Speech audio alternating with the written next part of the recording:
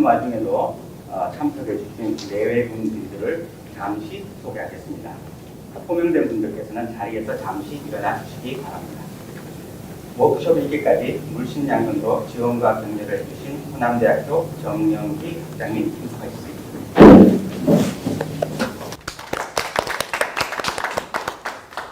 오늘 AI 워크숍을 격려하시기 위하여 호남대학교 링크플러스 사업단 양승학 관장님 참석하셨습니다. 오늘 AI 워크숍을 준비하시고 본 연구소를 소개해 주실 호남대학교 AI 빅데이터 연구소 백란 부장님을 반갑습니다. 기조 강연으로 수고하실 김진형 중앙대학교 석자 교수님 참석하십니다. 기조 강연을 해주실 장동인 AI DB랩 대표이사님 참석하십니다. 기조 강연을 해주실 이홍경 호남대학교 미래과학부 교수님 참석하셨습니다. 그 외에도 현장 및 온라인으로 참석하신 모든 분들께 감사드리며 오늘 AI 워크숍을 끝까지 함께 하셔서 고견을 나눠주시기 바랍니다. 그리고 저희가 진행하는 동안 강연자분들께 질문이 있으시면 온라인으로 남겨주시면 저희가 마지막 부분에 함께 모아서 질문을 드리도록 하겠습니다. 이어 한국멀티미디어 학회 김치용 학회장님의 인사말이 있겠습니다.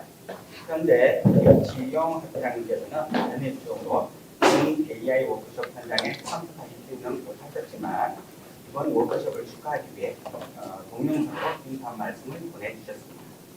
김치용 학회장님의 인사말을 동영상으로 보시겠습니다. 안녕하십니까. 한국멀티미디어 학회 회장 김치용입니다. 원래는 찾아뵙고 인사를 드려야 하는 것이 도리입니다만 최근 코로나 상황이 심각하다 보니 어쩔 수 없이 이렇게 온라인으로 인사를 드리게 되어 매우 송구스럽게 생각합니다. 한국멀티미디어 학회, 한국여성과학기술단체 총연합회와 호남대학교 4차 산업혁명 선도대학 사업단이 주최하고 호남대학교 AI 빅데이터 연구소가 주관하는 AI 워크숍의 개최를 진심으로 축하드립니다. 4차 산업혁명이 중심이 되는 인공지능의 발전에 대해서는 우리 한국멀티미디어 학회에서도 예전부터 주목하고 있는 기술이며 작년 2019년 한국멀티미디어 학회 추계학술 발표대회에서도 미래사회 그 변화의 시작 인공지능이라는 주제로 개최하였습니다. 이때에도 약 400여 편의 관련 논문들이 많이 모집되었고 이번 AI 워크숍에서 강연하시는 김진영 석자 교수님께서도 기조 강연을 해주셨던 인연이 있습니다. 지금 우리나라와 전 세계에서 인공지능은 매우 중요한 기술이 되었습니다. 하지만 국내 인공지능의 핵심 기술은 아직 선진국에 이르지 못하고 있습니다. 그리고 대중들도 인공지능이 매우 유용한 기술이라는 것은 알고 있지만 실제로 체감하지 못하고 있는 것도 사실입니다. 인공지능이 우리의 삶에 많은 도움을 줄 것으로 기대하고 있고 앞으로 인공지능이 우리의 삶을 더 편하게 할 거라는 상상 등을 하고 있지만 현장에서의 체감도는 아직도 가야 할 길이 먼 기술이기도 합니다. 그렇지만 인공지능은 무궁무진한 가능성을 가지고 있고 세계 많은 나라에서도 그 중요성을 인지하고 있습니다. 특히 우리나라에서 이렇게 선제적으로 인공지능 산업에 대해 주목하고 집중 육성을 하기 위해 적극적으로 나서고 있는 한국멀티미디어 학회 부회장이며 AI 워크숍을 주관하시는 호남대학교 AI 빅데이터 백란연구소 소장님의 과감한 추진력에 앞으로 우리나라의 인공지능 산업의 성장이 매우 밝게 보이는 듯하여 아주 기쁘게 생각합니다. 이번 호남대학교에서 개최하는 AI 워크숍은 광주 AI 산업 직접단지의 설립과 함께 호남대학교 빅데이터 연구소가 호남권의 인공지능 산업에 크게 기여할 것으로 기대하고 있습니다. 무엇보다도 호남대학교 인공지능 빅데이터 연구소에서 우수한 인재와 좋은 연구 결과들이 쏟아져 나와 앞으로 우리나라 인공지능 산업을 선도하게 될 것으로 믿어 의심치 않습니다. 특히나 이렇게 많은 분들이 관심을 가져주시고 계속해서 적극적으로 참여해 주신다면 앞으로 우리나라의 인공지능 산업의 발전은 더욱 크게 성장해 나갈 수 있을 것이라 봅니다. 좋은 기회에 저희 한국멀티미디어 학회와 상생하여 시너지를 낼 수 있는 다양한 방향으로 협업도 진행해 나갈 수 있었으면 합니다. 멀티미디어 기술에도 많은 인공지능과 빅데이터 기술들이 활용되고 있고 앞으로 그 범위가 넓어질 것으로 예상하는 만큼 서로 좋은 역량으로 긍정적인 발전을 할 수 있음을 기대합니다. 한국멀티미디어학회는 앞으로도 우수한 기술과 학문 발전을 위해 최선의 노력을 다하겠습니다. 마지막으로 이번 코로나19 사태뿐만 아니라 최근 갑자기 내린 폭우에 수해를 입으신 분들께 진심으로 위로의 말씀을 전합니다. 그리고 이 코로나19 사태를 최전선에서 맞서 싸워주시는 의료진분들, 지자체 관계자분들, 그리고 학생의 안전을 위해 힘쓰고 계시는 학교 관계자분들께 진심으로 감사와 위로의 말씀을 전합니다. 다시 한 번 더 호남대학교 인공지능 빅데이터 연구소 AI 워크숍 개최를 진심으로 축하드리며 앞으로 무궁한 발전과 함께 건승을 기원합니다. 감사합니다. 다음은 호남대학교 빅데이터 연구소 백난 소장님의 연구소 소개가 있겠습니다. 백난 소장님 앞으로 모시겠습니다.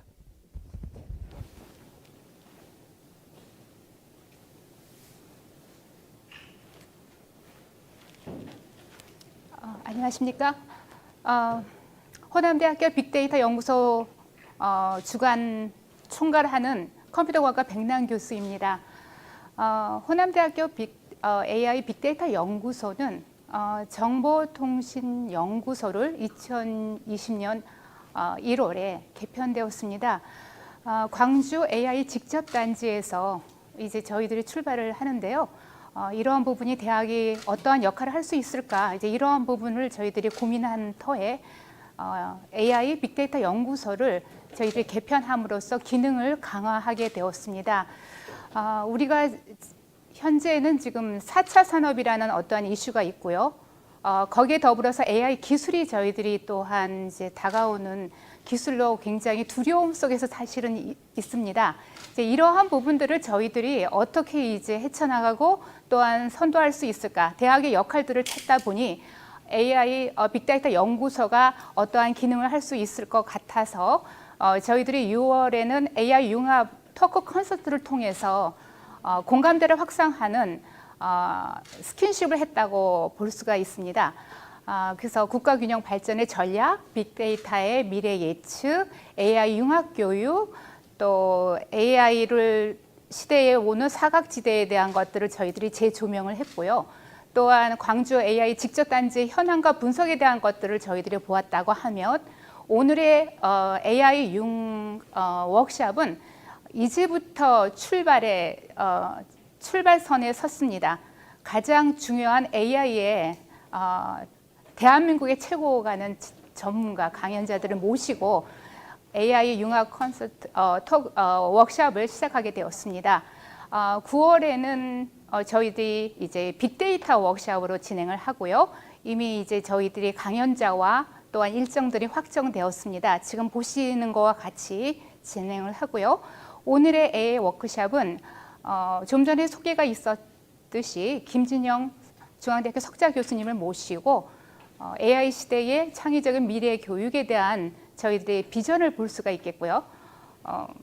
또 산업 현장에서의 지금 AI 시대에서 어떻게 이제 저희가 살아가는 법에 대한 지혜를 구할 수 있는 장동인 대표님의 또한 강연이 있겠고요. 또 마지막에 여성 과학자들의 세션이 되겠습니다. 미래자동차에 해당하는 자율주행을 저희들이 또한 현황과 현재 주소와 또 미래를 전망할 수 있는 기회를 저희 AI 워크숍에서 저희들이 진행하게 되었습니다. 이제부터 출발입니다. 그리고 우리가 요즘에 말하는 공유대학, 저희들이 초석을 연구소를 통해서 또한 자료를 제공할 것입니다. 귀한 시간을 내주신 우리 최고의 강연자들과 또 지금 현재 참여해 주시는 많은 연구자 또한 교수님들 정말 감사합니다. 저희들의 연구소가 정말 기대에 부응하게 열심히 성실하게 최선을 다하겠습니다. 항상 관심을 갖고 응원해 주시고 지속적인 참여 부탁드리겠습니다. 감사합니다. 네, 연구소장님 AI 빅데이터 연구소와 향후 일정 소개 감사합니다. 그럼 이제 본 워크숍의 첫 번째 강연을 시작하도록 하겠습니다. 김진형 중앙대학교 석좌 교수님께서 AI 시대 창의적 미래 교육 방향이라는 주제로 기조 강연을 해 주시겠습니다. 김진형 석좌 교수님께서는 주인공지능연구원 원장을 지내셨고 현재 중앙대학교 석좌 교수로 진행하고 계십니다. 자세한 이력은 자료집을 확인해 주시고요. 김진형 중앙대학교 석좌 교수님을 앞으로 모시겠습니다. 예, 시작하겠습니다. 예, 제가 짧은 시간 동안 한 5분 정도 시간을 써서 인공지능이 뭐다라는 것을 설명을 하려고 그러고 있습니다. 그래서 그러기 위해서 최근에 한 10년간에 있었던 아주 획기적인 사건 몇 개를 소개해 드리려고 그러는데, 첫 번째 게 2011년에 있었던 왓슨이라는 컴퓨터 프로그램이 퀴즈대에 나가서 그 퀴즈 왕들을 다 물리치고 우승을 했던 그런 사건입니다. 이 사건이 2011년이니까 지금부터 9년 전이거든요. 굉장히 오래전 얘기입니다. 우리 동네에서 9년이면은 뭐 산업사회의 90년에 해당하는 아주 고전적인 얘기인데, 우리나라에서는 이런 거에 대해서 관심이 별로 없었죠. 그 다음에 2016년에 있었던 그 알파고 사건은 여러분 다 잘 아시죠? 아직도 그 충격이 남아 있는데, 뭐 도저히 사람을 이길 수 없을 거라고 생각했던 컴퓨터 프로그램이 그 이세돌 씨를 뭐 완파를 했습니다. 그 다음에 무인 자동차가 이제 실제로 배달 서비스를 시작을 했습니다. 뭐 아직 도로상에서 사람을 태우고 다니는 거는 여러 가지 문제가 있습니다만, 지금 물건을 주문하면은 물건 배달 나오는 거를 자동으로 하는 거는 지금 잘 진행되고 있습니다. 그 다음에 최근에 있었던 사건이죠. 뭐 한 3, 4개월 전인 것 같은데, GPT-3라는 랭귀지 모델, 그것이 학습을 많이 시켰습니다. 그래서 그것이 할 수 있는 것이 뭔가 하는 걸 보여주는데, 여기 너무 복잡해서 여러분 셰익스피어의 문장을 좀 주고 나면 그 다음에 문장을 쭉 셰익스피어의 그 문장과 비슷한 글을 쓰고, 그 다음에 여기 또 그 질문을 던지면 질문에 답도 합니다. 근데 이게 영어로 돼 있어서 불편할 것 같아서 제가 파파고를 이용해서 번역을 해왔습니다. 다음 눌러주세요. 한 예를 들어보면 이런 겁니다. 2개의 트로피가 테이블에 있는데 그 다음에 또 하나 갖고 왔다. 지금 테이블에 몇 개 있니? 라고 이제 그 질문을 던지니까 GPT-3가 셋이 있습니다. 라고 얘기를 할 수 있을 정도의 이해를 하는 겁니다. 그 다음에 두 번째 거는 염산 한 병을 마셨다. 그래서 어떤 일이 벌어지냐라고 하니까 뭐 염산을 삼키면 과일즙을 우유를 마셔서 중화시키세요. 뭐 어쩌세요? 물을 마시세요라고 별난 얘기들을 인터넷에서 찾아서 준 게 아니라 학습을 했기 때문에 문장을 만들어서 줄 수 있는 능력이 있습니다. 이렇게 말씀드리면은 이거 인공지능이 별난 생각을 다 하고 아주 깊은 이해를 하는구나라고 생각하시지만 그렇지 않다는 걸 제가 보여드리기 위해서 맨 마지막 문장을 갖고 왔습니다. 어떤 내가 변호사인데 법정에 가려고 그러는데 양복을 입으려는데 양복이 구겨졌어요. 근데 그 수영복은 안 구겨지고 깨끗하거든요. 그래서 내가 이거 수영복 참 좋은 수영복이고 우리 애인이 선물한 건데라고 생각을 하면서 그런 얘기를 해주고, 나 지금 법원에 가는데 어떤 옷을 입어야 되냐 하고 물어보면 GPT-3는 수영복을 입고 가세요라고 얘기를 합니다. 이렇게 그 세상 센스가 없는 거예요. 이거는 뭘 한 거냐 하면 눌러주세요. 이거 넘어가 버렸네. 예, 요걸 보여주다. 이거는 데이터를 많이 가지고 학습을 시켜서 문장은 번듯하게 나오지만 그 안에 있는 내용은 하나도 이해 못하는 겁니다. 그게 인공지능의 기술의 수준이에요. 그 다음에 요즘에 많은 분들이 딥러닝 하는데, 딥러닝이 얼마나 바보 같다는 걸 보여드리기 위해서 이게 화면을 하나 보여드리겠습니다. 보시는 바와 같이 고속도로상에 트럭이 들어놓여 있는데 그거를 무인 자동차가 가서 그냥 뚫리고 박습니다. 보시는 바와 같이. 어째 이런 일이 일어나겠습니까? 이 무인 자동차는 트럭이 들어놓여 있는 거는 한 번도 훈련을 해본 적이 없습니다. 항상 길거리에 서 있는 트럭만 봤기 때문에 들어오는 트럭인지 모르고 두들겨 박은 거예요. 이 정도가 인공지능의 수준입니다. 그러니까 너무 흥분하지 마세요. 그 다음에 제가 인공지능이 뭔가라는 것을 말씀드릴게요. 이게 교과서에 보면 기계로 하여금 지능적 행동을 하게 하는 기술이에요. 지능적 행동이 뭔가? 보고 듣고 문제 해결하고 뭐 지식 처리하고 추론하고 스스로 배우는 거 이런 게 지식 처리예요. 근데 어떤 기계가 하는 거냐? 그게 바로 컴퓨터예요. 왜 컴퓨터냐? 컴퓨터는 만들어질 때 뭐를 할까라는 걸 결정 안 하고 만든 기계입니다.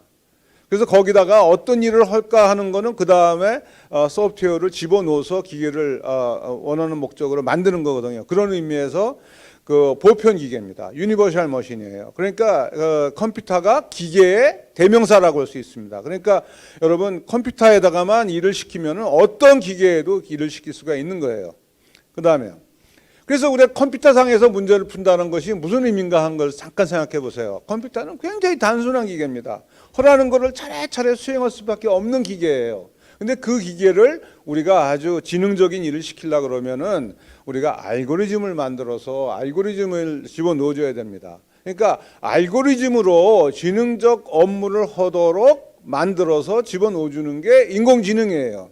그러니까 우리가 인공지능 그러면은 그건 다시 말하면은 알고리즘믹 인텔리전스 이렇게 얘기하는 것이 가장 합리적인 표현이라고 생각합니다.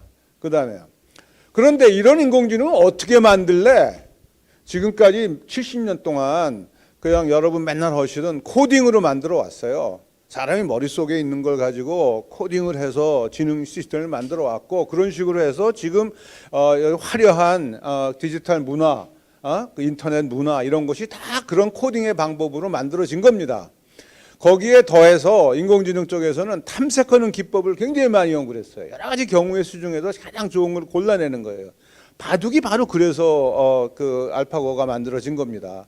어떤 게 좋은 순가 하는 거를 아주 찾아내는 기법을 연구를 했고요. 그 다음에 요즘에는 어떤 식으로 하냐? 데이터를 많이 모아서 데이터로부터 학습을 해서 새로운 지식을 또 뽑아내는 겁니다. 그러니까 이 세 가지 기법이 어느 것이 더 훌륭하고 어느 것이 더 훌륭하지 않다라고 얘기할 수가 없을 정도로 다 서로 도와가면서 인공지능을 만들어 왔던 겁니다. 이런 인공지능이 우리 경제를 위해서는 굉장히 혁신적인 도구예요. 그래서 이것이 뭐 굉장히 많은 경제 효과를 줄 수 있고 그리고 모든 나라들이 이제 인공지능을 잘 활용해서 경제적 부를 가져야 되겠다라고 생각을 하고 있습니다. 그러나 이게 자동화가 극심해지니까 일자리가 감소되는 거예요. 대부분의 일자리가 다 자동화 됩니다. 여러분 저 뭐 변호사, 의사 뭐 웬만한 그 고도의 지능이 필요한 업무도 다 감소가 되는 그런 식의 상황을 만들어가고 있습니다. 어쩌면은 우리 인간은 잉여 계급이 되는 게 아닌가 이렇게 우려를 할 수밖에 없는 그런 상황입니다. 몇 가지 더 세상을 보죠. 인공지능이 우리가 이루어 놓은 사회 체제를 위협하고 있어요. 뭐 아주 극도의 그 고도의 능력으로 감시 통제를 하기 때문에 민주주의를 부정하는 그런 국가도 있고 또 뭐 그 가짜 뉴스 그다음에 뭐 사이버 범죄 이런 것들이 아주 사회를 어렵게 만들어가고 있고 심지어는 그 사람의 생각하는 거를 조작도 가능합니다. 계속 정보를 제공하고 뭐 음악도 들려주고 그러면서 이 사람을 내가 원하는 방향으로 생각하도록 조작을 하기 때문에 이제는 내가 좋아하는 게 정말 내가 좋아하는 건지 아니면 좋아하게 짐을 당한 건지 잘 모를 정도로 그런 상황을 지금 만들어가고 있습니다. 어떻든 간에 인공지능이 우리 그 사회 체제를 위협하고 있다라는 걸 말씀드리겠습니다. 그 다음에요. 또 이 사람이 욕심이 끝이 없으니까 이런 인공지능 기술을 사람 몸에다가 연결시키려는 노력을 하고 있어요. 오늘이 목요일인데 내일 미국 시간으로 내일 앨런 머스크가 그 사람 두뇌와 그 컴퓨터와 연결하는 거 실험을 공개한다고 그랬습니다. 어떤 사건이 벌어질지는 내일 기사를 보시면 알겠습니다. 그래서 사람 두뇌하고 연결을 하게 되면은 우리가 컴퓨터를 굉장히 쉽게 쓸 수 있어요. 그런 장점이 있는 반면에 여러분 갖고 있는 모든 지식을 컴퓨터가 빼가고 그 컴퓨터는 모든 인터넷과 연결되고 또 다른 사람과 연결되기 때문에 남의 지식을 이용해서 내가 의사결정할 수도 있고 남의 경험으로 내가 살아갈 수 있는 아주 그 황당한 그런 세상을 만들어갈 수 있고요.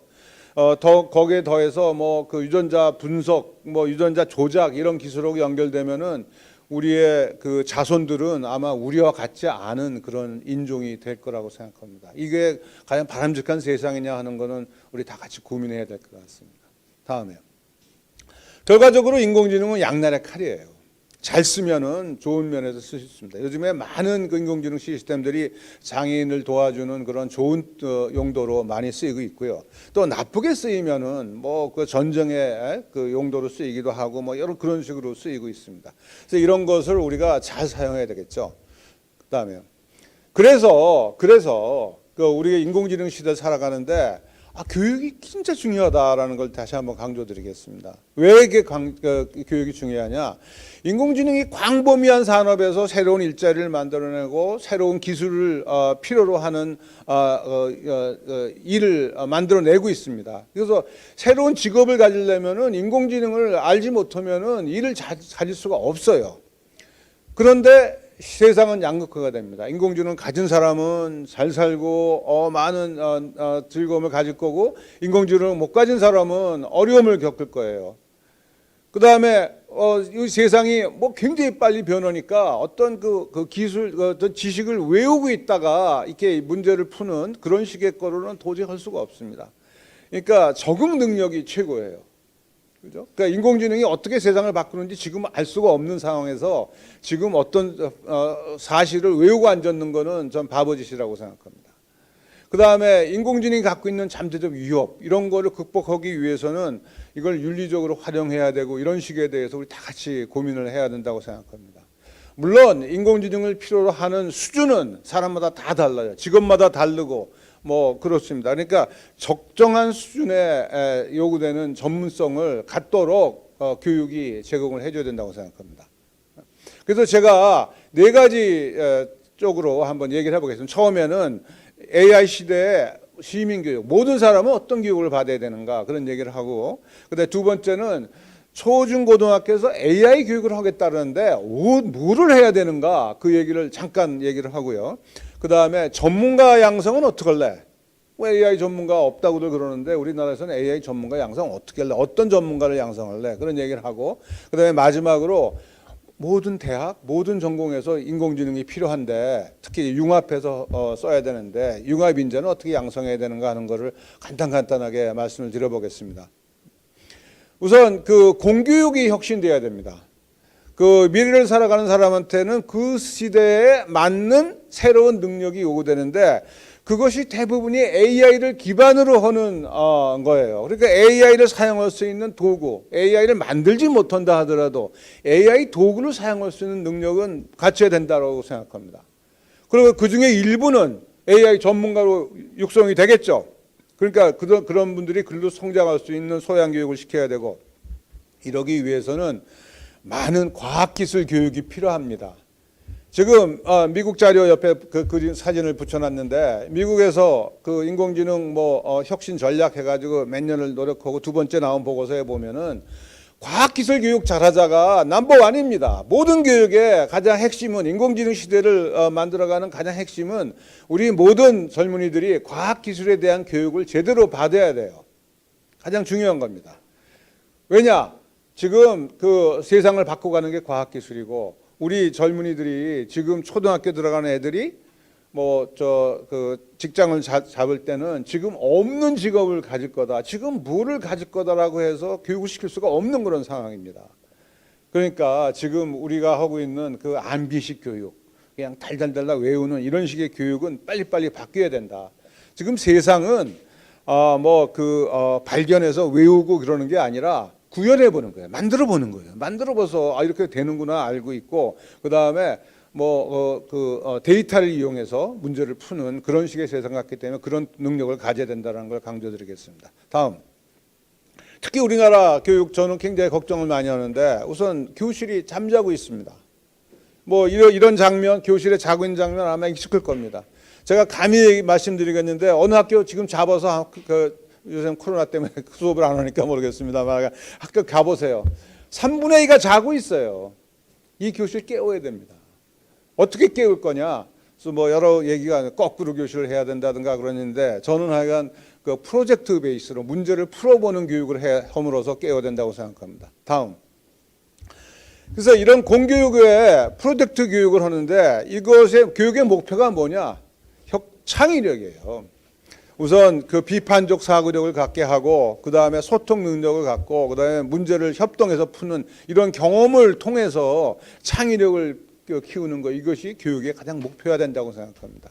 이렇게 하기 위해서는 어떻게 우리 학교 주변에 있는 어떤 문제 같은 거를 선택을 해서 학생들이 같이 흥미를 갖고 있는 문제야 되겠죠. 그래서 같이 상의하면서 문제를 풀어가는 이런 식의 수업을 하고 그 과정 중에서 도구를 사용하는 방법이 자연스럽게 익혀질 겁니다. 그 도구라는 것이 꼭 컴퓨터만 얘기하는 거 아니고요. 간단한 그 수식으로 풀 수 있는 문제 같은 거는 수식으로 풀 수 있겠죠. 그러니까 도구를 사용하는 이런 식으로 도구를 배워야지 도구를 목적으로 달달달달 외우는 거는 문제풀이에 아무 도움도 안 된다라는 걸 다시 한번 강조드리겠습니다. 그 다음에 그러니까 초중고등학교에서 지금 요즘에 인공지능 교육한다고 많이들 얘기합니다. 뭐 교육감은 자기네 지역구에다가 인공지능 고등학교를 10개 만들겠다는 그런 우스꽝스러운 얘기도 했습니다만, 정확하게 말씀드려서 인공지능 교육이라는 거는 컴퓨팅 교육입니다. 인공지능은 컴퓨터 과학이 이뤄놓은 여러 성과 중에서 가장 첨단에 있는 점이에요. 그래서 이 컴퓨팅 자체가 그 학업의 도구고 그 문제 해결의 기본 능력입니다. 그래서 외국에서는 이미 이걸 굉장히 강조를 해서 교육을 시키고 있습니다. 그래서 영국 같은 데서는 수학 과목과 같은 비중으로 컴퓨터 교육을 초등학교부터 시키고 있고요. 그 다음에 많은 분들이 이거 컴퓨팅은 좀 해야 된다. 우리 스티브 잡스도 1년에 평생에 1년 정도는 컴퓨팅에다 투입해라 이런 식의 얘기를 했는데 우리는 이것이 굉장히 늦었죠. 그래서 다행히도 그 다음에요. 작년 2018년부터 초중고등학교 정규 교육에서 코딩 교육이 의무화가 됐습니다. 그런데 문제는 지금 학교에 선생님이 없어요. 대부분 학교들이 제대로 수업을 못하고 있습니다.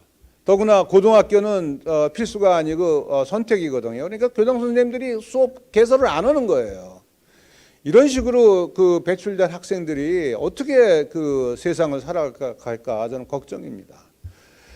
이 코딩 교육을 한다는 거는 정말 모든 교육 혁신이 이런 식으로 바뀌어야 된다고 합니다. 우선 논리적 사고를 쓰는 능력을 학생들이 배울 수 있고 그 다음에 창의적으로 문제를 해결하는 능력을 배우고 생각하는 걸 표현하는 거예요. 프로그램 언어를 통해서 표현을 하죠.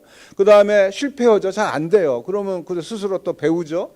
그 다음에 소프트웨어는 항상 점진적 개선을 처음에 간단하게 만들고 조금씩 고쳐가지고 좋은 거 만들어가는 거거든요. 그런 것도 배우고 그 다음에 재사용합니다. 남이 만드는 거 의도다가 엮어서 새 거를 창조하기도 하고 또 협동으로 문제를 풀기도 합니다. 그 다음에 내가 잘 만들었으면 소프트웨어니까 나눠주는 거예요. 막 나눠줘서 공유하는 이런 식의 아름다운 모습을 볼 수 있는 게 소프트웨어 교육입니다. 코딩 교육입니다. 이런 것을 코딩 교육만이 아니라 이 교육 전체에 이런 식으로 좀 확산을 시켜야 된다는 게 꼭 필요한 겁니다. 그 다음에 어떻든 간에 우리 전 세계 젊은이들은 컴퓨터 과학을 공부하고 싶어 합니다. 스탠포드 대학 자료를 보면은 공과대학의 반 이상이 컴퓨터 사이언스를 하려고 그러고 있고 텍사스 대학의 경우를 보면 워낙 지원자가 많아서 컴퓨터 사이언스는 학생을 받을 수가 없을 정도로 그렇게 학생들이 원하는 게 컴퓨터 교육을 받고 싶어 하는 거예요. 근데 우리는 지금 어떻죠? 우리 대학들 지금 컴퓨터 교육 얼마나 열심히 하는지 학생들 얼마나 많이 받아들이는지 모르겠습니다. 서울대학이 55명이라는 것은 잘 알려진 내용 아닙니까? 1년에 몇만 명 입학하는데 그중에 55명만이 컴퓨터 과학을 전공한다. 이건 난센스예요. 난센스죠. 그 다음 일본도 최근에 바뀌었습니다. 일본은 우리보다 좀 뒤진 것 같았는데 최근에 인공지능 대책이라고 세웠는데 여기 보시는 바와 같이 소중고등학교에서 인공지능 얘기 안 해요. 뭐라죠? 프로그래밍 교육 잘해야 된다. 그 다음에 수학, 통계 이런 거 해야지 인공지능을 하지. 통계 모르면서 어떻게 인공지능을 하겠다 그럽니까? 그래서 이런 교육 제대로 하자는 거고요. 그 다음에 대학 들어가면은 전공 불문하고 모든 사람이 인공지능을 활용해야 되기 때문에 문과, 이과를 합쳐서 50만 명을 양성하겠다 이런 식의 계획을 세우고 있습니다. 일본 쫓아가는 게 기분 좋은 일은 아니지만 잘하는 건 배워야 되지 않겠습니까? 우리도 이런 식의 좀 상황으로 빨리 가야 될 거라고 생각합니다. 그 다음에요. 우리 인공 그 전문가 양성에 대해서 얘기를 할 텐데 전문가 양성은 과연 어떤 전문가를 양성해야 되는가? 우선 그 어떤 전문가가 있는가 봅시다. 우선 저 AI X 엔지니어라고 합시다. AI를 X 분야에 활용하는 엔지니어다. 그런 사람이에요. 그 AI를 이용해서 산업 응용 개발을 하는 그런 사람들입니다. 개발자죠. 근데 어떤 특정 도메인의 전문성을 갖고 있는 거예요. 그 다음에 혁신을 선도할 수 있는, 기획할 수 있는 그런 사람도 필요하고, 그 다음에 AI가 아직도 그 과학의 영역에 남아 있으니까 AI를 과학자로서 연구하는 사람, 그 다음에 그 도구를 만드는 사람, 이런 사람 필요합니다. 그죠? 뭐 얼마나 많이 필요한지 모르겠지만 뭐 특히 이제 AI 분야는 다 공개하니까 꼭 우리나라가 혼자만 하겠다 이런 생각은 할 필요가 없으니까 우리가 전 세계 시민의 역할로서 과학 연구를 해야 되겠죠. 그 다음에는 이게 만들어가는 인공지능이 만들어가는 세상이 워낙 빨리 변하니까 이거에 대한 그 법 정책 전문가 이런 것도 필요합니다. 이런 네 가지 종류의 AI 전문가를 양성해야 된다고 생각하는데. 뭐 각 나라마다 보면은 AI를 이용해서 뭐를 하는가가 조금씩 다 달라요. 뭐 잘 사는 미국은 뭐 그 건강 분야, 그 다음에 휴머니티, 인문학 이런 쪽으로 AI를 많이 사용하고 있고, 뭐 중국은 뭐 그 공업이나 농업을 위해서 AI를 많이 사용을 하고 있습니다. 우리나라는 그럼 뭘 때문에 인공지능 할래? 뭐 고민을 해봐야 될 거라고 생각합니다. 저는 우리가 잘하는 분야를 더 잘하기 위해서 인공지능을 활용해야 된다고 생각합니다. 저 미국 친구들한테 많이 물어봤어요. 우리나라 뭐 잘하니? 우리가 AI 뭐로 하면 좋겠냐? 그랬더니 그 친구들 얘기하는 거 들으면 야, 너희 잘하는 거 얼마나 많은데 너희는 뭐 신기술 활용해서 새로운 그 응용 분야 찾아가는 걸 굉장히 잘하더라. 너희 그런 거 해라. 맞습니다. 우리 그런 거 해야 돼요. 뭐 반도체 이용해서 더 앞서 나간다든가 뭐 그 새로운 뭐 산업 영역을 찾아서 간다든가 이런 거는 우리가 굉장히 잘하니까 그런 쪽으로 인공지능을 썼으면 좋겠다 생각합니다. 그다음 그래서 AI 엔지니어가 가져야 할 덕목이 뭐냐 이런 식으로 교육을 시켜야 된다고 생각합니다. 우선 AI의 능력과 한계를 이해를 시켜야 되겠죠. 그리고 AI 도구를 사용하는 능력을 갖춰줘야 됩니다. AI 도구는 이게 독립적으로 있는 게 아니고 정보 시스템이라는 커다란 그 시스템 개발하는 도구 중에 일부일 뿐입니다. 여기 아래 보이는 그림 중에 까맣게 되어 있는 게 머신러닝 도구의 코드의 크기입니다. 이걸 하기 위해서는 정보 시스템 전체가 이해가 필요한 거고요. 그 다음에 이 AI 엔지니어는 어떤 문제를 풀어야 되니까 문제 영역에 대한 전문성, 그 다음에 혁신을 가져오는 도전 정신, 그 다음에 새로운 기술을 배울 수 있는 능력, 워낙 빨리 변하니까 그 새 걸 계속 배우지 않으면 안 되거든요. 한번 배우고 그냥 가만히 있으면 도태될 수밖에 없습니다. 그 다음에 AI 시스템은 여러 현장에서 쓰여야 되니까 안전이라든가 이런 거에 대해서 굉장히 신경을 많이 써야 돼요. 그 다음에 AI가 야기하는 윤리적, 사회적 영향에 대한 이해를 도와야 한다고 생각합니다. 그 다음에 윤리적 감수성이 강한 엔지니어를 키워야 되겠죠. 뭐 여기 예전에 있던 사건이지만 폭스바겐이 배기가스 나오는 거를 잠깐 숨기는 속이는 그런 인공지능 시스템을 만들어서 아주 그 사건이 있었던데 그런 식의 사악한 엔지니어는 만들면 되지 않고 또 그 만약 무인자동차를 만들면은 거기 굉장히 윤리적 이슈가 굉장히 복잡합니다. 어떻게 그 하는 것이 윤리적이냐라는 것을 굉장히 항상 그 깊게 생각하고 그렇게 윤리적 기계를 만들려는 노력하는 그런 엔지니어를 우리가 키워야 된다고 생각합니다. 그 다음에 마지막으로 대학은 어떻게 변했으면 좋겠냐. 대학이 뭐 컴퓨터 사이언스만 있는 건 아니니까 대학이 어떻게 변했으면 좋겠냐. 보시는 바와 같이 이제 모든 대학 모든 학과에서 컴퓨팅을 사용합니다. 뭐 AI를 사용합니다. 쉽게 말하면. 그래서 눌러보세요. 그러면 보시는 바와 같이 모든 학문이 다 컴퓨테이셔널 X, 컴퓨테이셔널 뭐 언론학을 하든 사회학을 하든 뭐 공학을 하든 뭐 뭐든지 의학을 하든 뭐든지 컴퓨팅입니다. 컴퓨팅을 이제 컴퓨터 사이언스에서 하는 어떤 기술이라고 생각하시는 거는 시대를 잘 모르시는 거예요. 그래서 이런 식으로 하는 거에 눌러주세요. 가장 앞서가는 대학은 저는 MIT의 그 칼리지 오브 컴퓨팅인 것 같아요. 이거 조금 시간이 걸리는데 한번 잠깐 볼까요? 보다가 끊죠. 그래서 틀어주세요. 슈라츠만 대학 그 설립 어나운스먼트를 총장이 한 거를 제가 그 자막을 제가 번역을 해서 집어넣습니다. 그래서 한번 쭉 보십시오. 보시는 바와 같이 컴퓨터 과학은 모든 삶에 막대한 영향을 미치고 있다라는 걸 얘기를 하고 있고, 그리고 우리 사회는 컴퓨팅과 AI를 잘하는 사람을 요청하고 있다. 그렇죠? 그리고 요청하고 있으니까 사회가 그걸 요청하고 그러니까 대학은 그걸 가르쳐야죠. 당연한 겁니다. 우리 대학을 졸업하는 우리 학생들이 컴퓨팅과 AI를 모르고 세상 나간다는 거는 말이 안 되는 거죠. 그 사람들 나가서 어떻게 살아가는데. 그러니까 가르쳐야 된다. 그러기 위해서 MIT가 새로운 대학을 만들어서 교육을 하겠다라는 겁니다. 근데 이거를 우리나라에서는 인공지능 대학이라고 그러더라고요. 아니죠. 여기 보세요. 쉬워졌지만 칼레지 오브 컴퓨팅입니다. 컴퓨팅 대학입니다. 그래서 조금 넓은 뜻으로 인공지능을 이해를 해야 된다라고 생각하고 있고요. 그래서 이것이 갖고 오는 윤리적, 사회적 영향도 학생들이 잘 이해를 해야 되고, 그 다음에 여러 가지 이것에 대한 기술을 하는 얘기니까 이 정도 하고 넘어가시죠. 다음은 넘어가 주세요. 그래서 MIT 컬리지 오브 컴퓨팅이라는 대학은 대학 내에 있는 모든 그 학문 분야들과 협조를 해서 인공지능 컴퓨팅을 이용해서 그 학문의 발전을 돕고, 반대로 그 학문에서 닥치는 어려운 문제를 컴퓨터 쪽에다 전해주면은 컴퓨터 과학 하시는 분들이 그 문제를 해결함으로써 컴퓨터 과학의 발전도 도모하는 이런 양방향 협조를 추구하면서 하고 있습니다. 우리 대학들도 이런 식으로 가야 돼요. 컴퓨터가 컴퓨터 사이언스만의 업무는 아니고요. 이제 모든 분야, 모든 전공하신 분이 같이 컴퓨팅을 이용해서 문제를 풀어야 된다고 생각합니다. 그 다음에 그 소프트웨어라는 것이 갖고 있는 아주 독특한 성격이 있지 않습니까? 근데 이것을 우리가 빨리 사회가 좀 받아들여야 된다고 생각해요. 그래서 개방하고 공유하고 참여합니다. 공개 소프트웨어라서 다 나눠 쓰지 않습니까?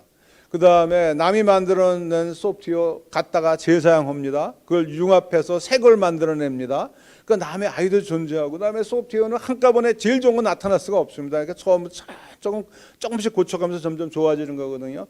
이런 식의 문화를 받아들여야 되는 거예요. 그러니까 이런 식의 문화를, 소프트웨어 친화적인 문화가 우리 사회 전반에 깔려 있어야 되고, 특히 대학에서는 특히 더 이래야 되는 거죠. 아무리 우리가 뭐 경쟁을 하고 그 패권을 위해서 싸움을 하더라도 이런 소프트웨어 친화적인 문화는 인류 문화 발전, 경제 발전, 사회 발전을 위해서 꼭 필요한 거다, 이렇게 저는 주장을 합니다. 그 다음에 우리 대학들은 그럼 어떡할래? 우리 대학을 졸업한 사람들이 직장도 못 갖고 일거리가 없으면 말이 되겠습니까? 저는 직장을 갖도록 교육하는 게 우선 넘버원입니다. 그죠? 그럼 우리나라가 지금 앞으로 어떻게 먹고 살 건데 같이 고민해 보자고요. 저는 이제 보시는 여기 제가 몇 가지 적어놨는데, 여러 사회 보고서에서 나온 거 보고 말씀드렸는데, 이런 식으로 의료 건강, 교육보험, 교육훈련 서비스, 이렇게 아주 고도의 지적 능력이 필요한 서비스 산업, 이것이 우리가 앞으로 추구해야 될 게 아닌가, 이렇게 생각을 하고 있습니다. 막상 싸구려 물건 만드는 거, 제조 같은 거는 이제 중국이나 인도 애들 하라고 그러고, 우리는 좀 진짜 머리 쓰고 고도의 서비스 할 수 있는 이런 식으로 가지 않으면은 우리가 5만 불, 10만 불 사회로 갈 수가 없습니다. 이렇게 하기 위해서는 어떻게 하는 거냐? 우선 전 세계를 상대로 우선 우리가 장사를 해야 되고요. 서비스를 해야 되고, 그 다음에 모든 게 온라인으로 갑니다. 이거 큰 트렌드인데 여기다 코로나 바이러스까지 덕치니까 이게 속도가 워낙 가속됩니다. 우리가 진짜 우리 세대가 진짜 이렇게 짧은 시간에 이렇게 큰 산업 사회에서 그 정보 사회, 인공지능 사회, 그다음에 코로나 사회라 그럴까요? 이런 사회로 변하는 거를 경험한다는 건 진짜 이건 기회면 기회고, 어쩌면은 커다란 도전이라고 생각할 수가 있겠습니다. 그다음에 이런 세상을 바꿔가는데 어떤 사람들이 주인공이죠?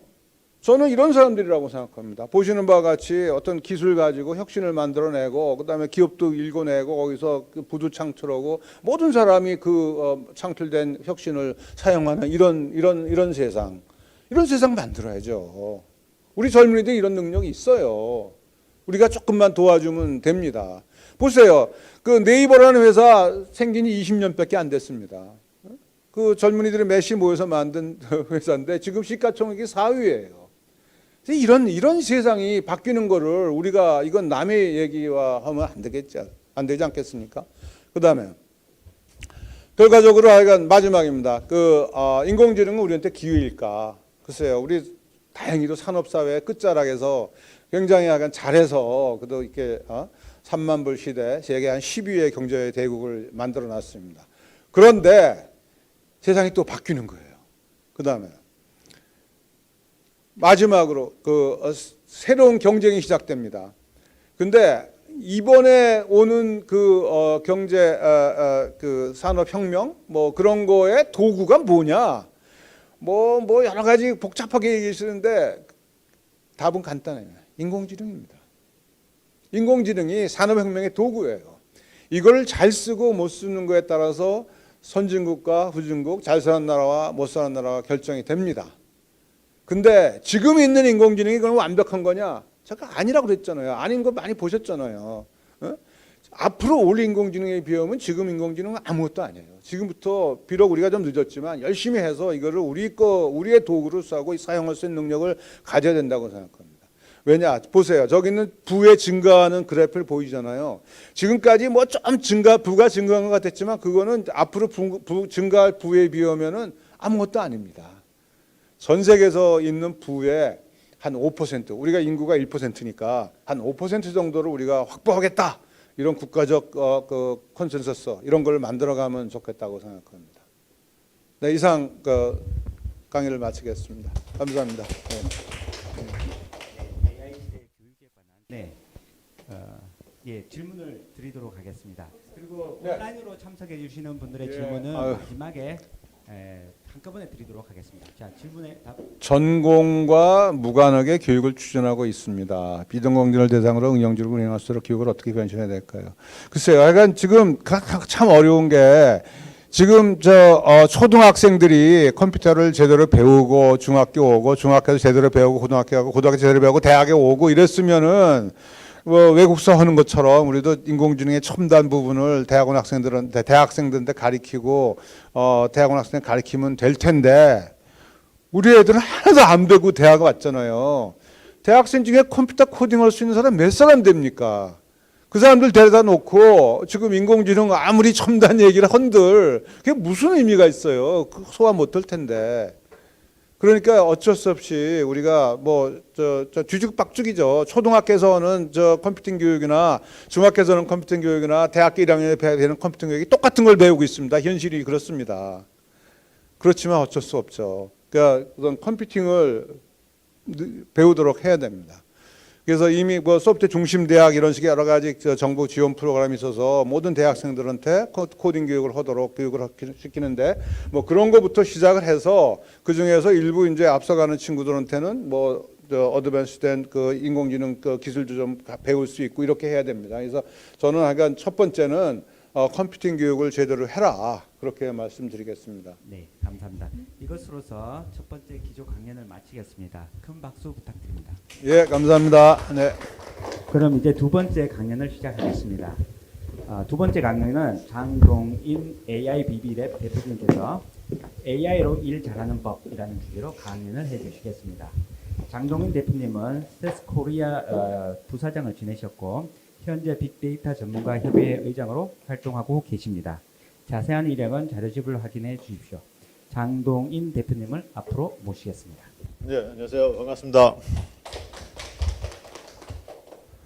네, 저는 AIBB랩이라고 하는 회사를 운영하고 있는데요. AIBB랩은 AI, 빅데이터, 블록체인 세 개를 하는 회사다 이거죠.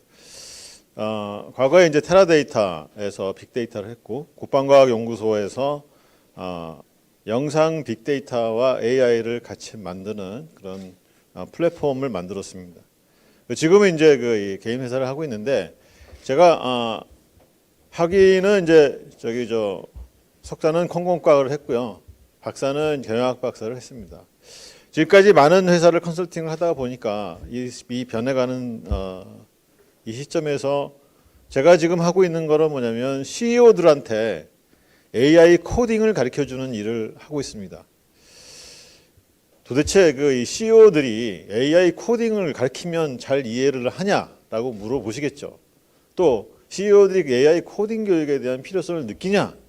예, 답은 엄청나게 많이 느끼시고요. 엄청나게 많은 공부를 하고 계시고, 제 코스가 5일 동안 40시간을 하는 거거든요. 그 40시간 동안 이 CEO들이 정말 열심히 공부하십니다. 아니 옛날 같으면 CEO들이 다 그 밑에 사람한테 시키면 되지, 굳이 이거를 갖다가 본인이 할 게 뭐냐. 근데 세상은 CEO들이 코딩을 하지 않으면 안 되는 이런 시대에 접어들었다는 거죠. 다음, 인공지능을 거꾸로 생각해 보면 언제까지 거슬러 올라가냐면 1950년대까지 거슬러 올라갑니다. 그러니까 인공지능이 굉장히 오래된 기술입니다. 컴퓨터가 만들어진 그 시대와 똑같이 생겨났습니다. 근데 이 그림에서 보듯이 AI의 두 번째 겨울이 있습니다. 두 개의 겨울이 있는데, 하나는 70년대 겨울이 있었고, 하나는 저도 경험했는데 90년대 말 2000년대 AI 겨울이 있었습니다. 근데 이 겨울이 왜 생겼느냐라고 하는 사람들은 거의 없더라고요. 그냥 AI 두 번의 겨울이 있었다라고 하는데, 이 AI의 겨울이 왜 생겼느냐 하는 거를 깊이 고민을 해야 합니다. 다음, 아까도 말씀드렸지만 인공지능은 크게 기호주의와 연결주의로 나눕니다. AI가 뭐냐? 많은 사람들이 AI는 사람이 만들어서 생각을 하고 지능을 가지고 있는 그런 게 인공지능 아니냐라고 당연하게 생각하죠. 사실은 이렇게 생각한 것이 1950년대부터 생각을 그렇게 해왔다는 겁니다. AI를 가는 두 가지 기술이, 하나는 기호주의, 또 하나는 연결주의라고 했는데, 뭐 제가 학문적인 얘기를 하려고 하는 게 아니라 AI를 접근하는 여러 가지 방법 중에서 내가 고양이의 얼굴에 대한 디스크립션을 한다는 거죠. 이 얼굴 눈이 동그랗고 털이 나오고 이런 색깔이고 이렇게 돌아다니고 이런 목소리를 내는, 얘가 고양이야라고 많은 경우의 수를 다 줘서 걔가 데이터베이스에 집어넣으면은 얘 사진을 보고 얘는 뭐뭐뭐니까 그러니까 고양이다라고 맞추는 그런 경우가 있고요. 연결주의라고 하는 거는 많은 고양이 사진을 보여주고 얘가 고양이야라고, 그러니까 새로운 사진을 보여주고 얘가 고양이냐? 그러면 얘가 고양이야라고 맞추는 게 연결주의입니다. 사실 지금 우리가 딥러닝, 머신러닝, 딥러닝이라고 하는 거는 연결주의의 산물이라고 할 수도 있는 거죠. 근데 중요한 거는 굉장히 딥러닝을 많이 파다가 보면 하나의 벽에 부닥치게 됩니다. 하나는 뭐냐면 데이터가 너무 많이 필요하다는 거하고, 또 한 가지는 왜 그렇게 추론을 했는지, 고양이 사진을 보고 왜 너는 얘를 고양이라고 느꼈는지 설명을 해봐. 왜 알파고를 왜 이세돌하고 뒀을 때 너 왜 사파는 왜 그렇게 뒀어? 라고 물어보면 아무도 대답을 못한다고 하는 겁니다. 그래서 현재는 기호주의와 연결주의를 어떻게 하면 통합을 할 것인가 하는 거에 대해서 고민을 하고 있다는 거죠. 다음. 근데 제일 중요한 건 뭐냐면 AI의 겨울이 왜 왔느냐 하는 거죠. 사실 인공지능, Artificial Intelligence라는 말 자체가 굉장히 팬시한 단어입니다. 그렇죠? 이 Artificial Intelligence라는 단어는 1957년에 첫 번째 AI 컨퍼런스를 하면서 다스머스 대학에서 Artificial Intelligence 컨퍼런스라는 말을 썼어요. 뭐 사람들이 당연히 벌떼같이 구름같이 모였죠. 그래서 이 AI의 그 첫 번째 상황에서 무지하게 많은 사람들이 AI를 공부를 했어요. 물론 뭐 기호주의와 연결주의의 이 서로의 이 파를 만들어서 했긴 했지만, 사실 연결주의의 문제점이 조금 아까 얘기한 것, 데이터 너무 많이 필요하고 설명이 안 된다는 부분이 하나 있지만, 이 또 한 가지 이 기호주의 문제는 뭐냐면 사람의 룰을 모든 걸 다 생각할 수가 없다는 거죠. 또 룰도 변하기 때문에. 그래서 두 번의 이 인공지능의 겨울이 오는데, 겨울이 오는 이유는 뭐냐면 다음과 같습니다. 다음요. 화면 넘어갔습니다. 예, 이 연결주의자들이 뉴럴이라는 걸 이제 얘기를 하는데, 요 다음이요. 자, 이 딥러닝 히스토리에 보시면 1958년에 사이먼 뉴엘이라는 사람이 이렇게 얘기를 합니다. 58년입니다. 10년 내 디지털 컴퓨터가 체스 세계 챔피언을 이길 것이다. 이게 58년에 한 얘기예요. 1965년에는 20년 내 그러니까 85년까지 기계가 사람이 할 수 있는 모든 일을 할 것이다 라고 얘기를 한 거예요. 67년에 이번 세기에 2000년대까지요. 이번 세기에 AI를 만드는 문제는 모두 해결될 것이다. 70년에는 앞으로 3년에서 8년 안에 우리는 평균 정도의 인공지능을 가지는 기계를 가지게 될 것이다 라고 초기에 그 AI를 연구했던 학자, 또 그 사람들한테 돈을 넣었던 그런 여러 이 국방 과학연구소 같은 달파라는 데서 그렇게 생각을 했었습니다. 그래서 연간 300만 한 사람의 과학자 AI 전문가들한테 학자들한테 300만 불씩 지급을 했어요. 여러분 300만 불이라 하면 지금도 큰 돈인데요. 1960년대에 300만 불은 지금 한 20배 이상은 될 겁니다. 그런데 이분들이 그 약속을 다 지켰냐? 천만이 아니죠. 지금도 이루어지지 않고 있는데 결국에는 뭐냐면 인공지능의 겨울이 온 거는 인공지능이라는 말 자체에 현혹이 돼서 그거를 사람들이 거기다가 상상을 더 붙여서 그러니까 이렇게 되고 이렇게 되니까 이 학자들도 이렇게 얘기를 많은 걸 약속하게 된 거죠. 사실 첫 번째 겨울이나 두 번째 겨울이나 사실 컴퓨터 사이언스의 기술이라든가 알고리즘이라든가 또는 하드웨어조차도 이렇게 그 서포트를 하지 못한 상황에서 많은 사람들이 인공지능에 대한 약속을 너무나 많이 했던 거죠. 이런 부분들은 우리 학계나 우리 사업을 하는 사람들이나 모든 사람들한테 똑같이 적용이 되는 일입니다. 그래서 저는 어떻게 하면 이 미스 이런 이 잘못된 생각에서 벗어날 수 있을까라는 것을 고민을 했습니다. 사업가들은 학계에 있는 사람들이 이런 이 연구를 하다가 안 되면 할 수 없는 거죠. 그거에 뭐 큰 피해는 없는데 사업가가 이런 데 투자를 했다가 안 되면 회사가 들어먹는 거거든요. 사실 그런 일들을 요새도 많이 보고 있지 않습니까? 다음 년 들어가겠습니다. 그래서 인공지능은 앞으로 몇 단계 거치는데 현재 인공지능 수준이 어디냐라고 하는 게 1단계입니다. 이게 뭐냐면 한 개의 도메인, 한 개의 목적을 가지고 뭘 판독하고 뭘 인식하는 그런 수준입니다. 예를 들어서 피부암을 이 차트를 보고 여기서 여기는 피부암이다. 예를 들면 용광로의 불빛을 보고 지금 용광로의 그 온도는 몇 도다라고 맞추는 그런 분야가 지금 쓰이고 있는 겁니다. 알파고도 어떻게 보면은 그런 아주 내로한 도메인인 거죠. 그래서 인공지능을 사업에 적용시키기 위해서는 굉장히 내로한 그런 이 분야를 선택하는 거, 이게 성공의 지름길입니다. 절대로 제너럴한 분야를 선택했다가는 거덜납니다. 예를 들어서 많은 사람들이 뭘 얘기를 하냐면 가사 도우미 로봇을 생각합니다. 여러분 집안의 일이 얼마나 복잡한지 아십니까? 절대로 우리 아마 20-30년 내에는 가사 도우미 로봇이라는 것이 피지블하게 우리가 구매를 할 정도의 피지블하게 나올 것 같지는 않습니다. 이제 2020년이 지나면서 이제 제가 약간 설명했던 GPT-3라든가 버트라든가 멀티모달이라든가 이런 새로운 기술들은 이제 겨우 브로드한 여러 가지 분야를 같이 할 수 있는 분야가 시작이 된 거예요. 근데 많은 사람들이 뭐냐면 이제 3단계 제너럴 AI를 가지고 뭐 여러 가지 도움이 사람과 생각하고 느끼고 뭐 사랑도 하고 이런 영화에 나오는 스토리는 아마도 제 생각에는 우리가 살기 전까지는 우리가 죽기 전까지는 아마 힘들지 않을까라는 생각이 듭니다. 다음.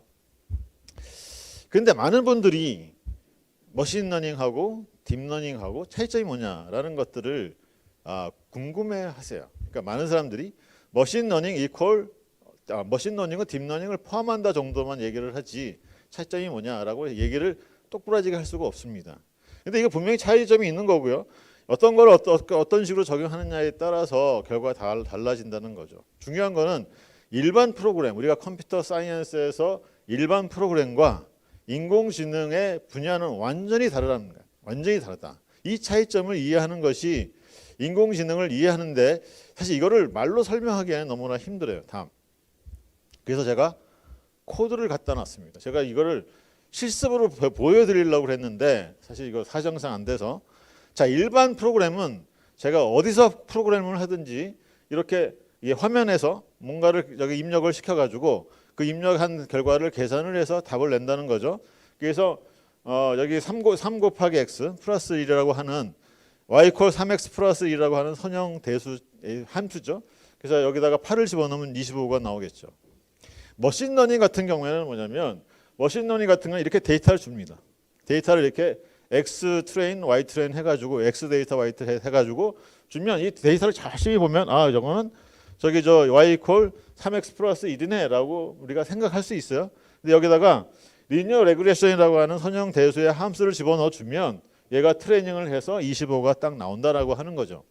여기서 중요한 점은 뭐냐면 우리가 리니어 리그레션이라고 하는 함수를 여기다 줘야 얘가 답이 나온다는 거예요. 그러니까 인간이 네가 알아서 해 그런 게 아니라 이런 방식으로 네가 답을 내봐라고 하는 거예요. 근데 중요한 포인트는 뭐냐면 저기처럼 계산을 다 미리 만들어 놔서 입력받은 대로 계산을 한 것이 아니라 여기는 데이터를 가지고 스스로 학습을 해가지고 답을 낸다는 사실이 이거랑 굉장히 다르죠. 다음 보시겠습니다. 자, 이게 이제 딥러닝이에요. 딥러닝에 똑같이 그 머신러닝에 똑같이 데이터 이렇게 들어가요. 데이터도 똑같습니다. 이 7쌍의 데이터를 가지고 제가 모델 컴파일 그다음에 모델 핏 세 개의 문장을 썼는데 이건 다른 게 아니라 모델을 만들어 설계를 해서 그다음에 트레이닝을 시키는 거 외에는 별게 아니라고 하는 거죠. 그런데 이게 답을 자세히 보면 25가 아니고 25.26 땡땡땡 틀리죠. 이게 인공지능 중에 딥러닝이라고 하는 겁니다. 딥러닝은 정확하게 100% 맞을 수가 없어요. 왜냐하면 그가 이 트레이닝을 하는데 트레이닝의 횟수라든가 또는 뭐 입폭 돌아가는 거라든가 그 데이터의 개수라든가 그에 따라서 굉장히 많이 달라지거든요. 요 다음 보시겠습니다. 아까는 100번을 돌려서 나왔는데 지금은 몇 번을 돌렸냐면 2000번을 돌렸어요. 2000번을 돌리니까 비스무리하게 나오죠.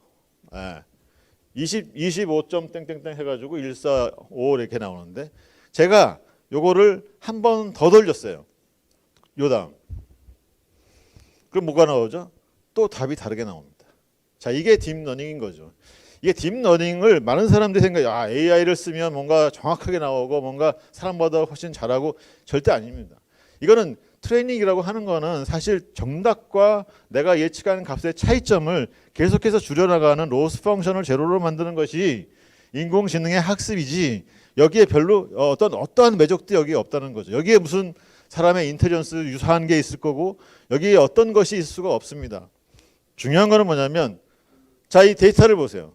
데이터는 모두 숫자로 되어 있습니다. 자, 딥러닝이 훌륭한 거는 뭐냐면 모든 데이터, 우리가 데이터 숫자로화 시킬 수 있는 모든 데이터는 저기다가 다 집어넣어서 결국엔 답이 나올 수 있다는 거죠. 저게 정확히 맞든 조금 틀리든. 사실 우리가 숫자로 만들 수 있다는 거는 우리가 가지고 있는 모든 데이터를 집어넣을 수 있다는 거죠. 그 안에는 음악도 들어가고 소리도 들어가고 그림도 들어가고 거기에는 굉장히 많은 종류의 데이터가 들어간다는 거죠. 따라서 조금 이따 얘기를 드리는 모든 그런 여러 가지 신기한 기능도 결국에는 수없이 많은 데이터를 집어넣어서 트레이닝을 시켜가지고 거기에서 나온 결과 위에는 아무것도 아니라는 거예요. 거기에는 인텔리전스도 없고 뭐 사람 같은 마인드도 없는 거고 그가 스스로 배우는 스스로 학습하는 것도 없다라는 사실입니다. 그래서 이런 얘기를 제가 CEO들한테 했을 때 충격을 먹습니다. 자기네들은 지금까지 조찬 기도회, 조찬 모임 여러 가지 그 강연을 통해서 수없이 많은 인공지능에 대한 폼나는 말을 많이 들었는데 겨우 이게 다냐? 이게 다라고 얘기를 했어요. 어떠한 경우라도 이걸 벗어날 수가 없습니다. 현재 많은 반성을 했어요. CEO들이. 그래서 인공지능은 코딩을 공부해야 되겠구나라는 생각을 했었던 거죠. 다음.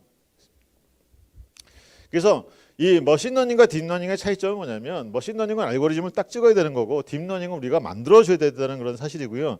이 만들어주고 저걸 트레이닝하는 데 대해서 무수한 우리가 AI라 쓰고 우리는 노가다하고 읽는다라고 저런 항상 얘기를 하거든요. 뭐 엄청난 노가다를 해야 된다라고 하는 사실입니다. 넘어가겠습니다. 그래서 이 머신러닝과 딥러닝을 제가 정리를 했는데 핵심 뭐냐? 데이터가 있어야 된다는 거죠. 데이터가 숫자화된 데이터가 있어야 되는데 저희가 어떤 기업을 가도 우리 데이터는 엄청나게 많아요라고 사장님은 얘기하지만 실제로 여기다가 인공지능에다 집어넣을 수 있을 정도의 태깅이 되어 있는 그런 데이터가 있느냐? 하나도 없어요. 왜? 우리나라에 있는 기업들의 데이터는 모두 다 기능별로 다 모아져 있는 그런 데이터들입니다. 그래서 인공지능처럼 이게 아까 X 데이터, Y 데이터 이렇게 쭉 한 것처럼 이게 뭔가 여기 데이터가 쭉 일렬로 서 있고 그다음에 거기다 그 정답이 있는 그런 데이터가 아니라 그냥 데이터끼리 모아져 있다는 거죠.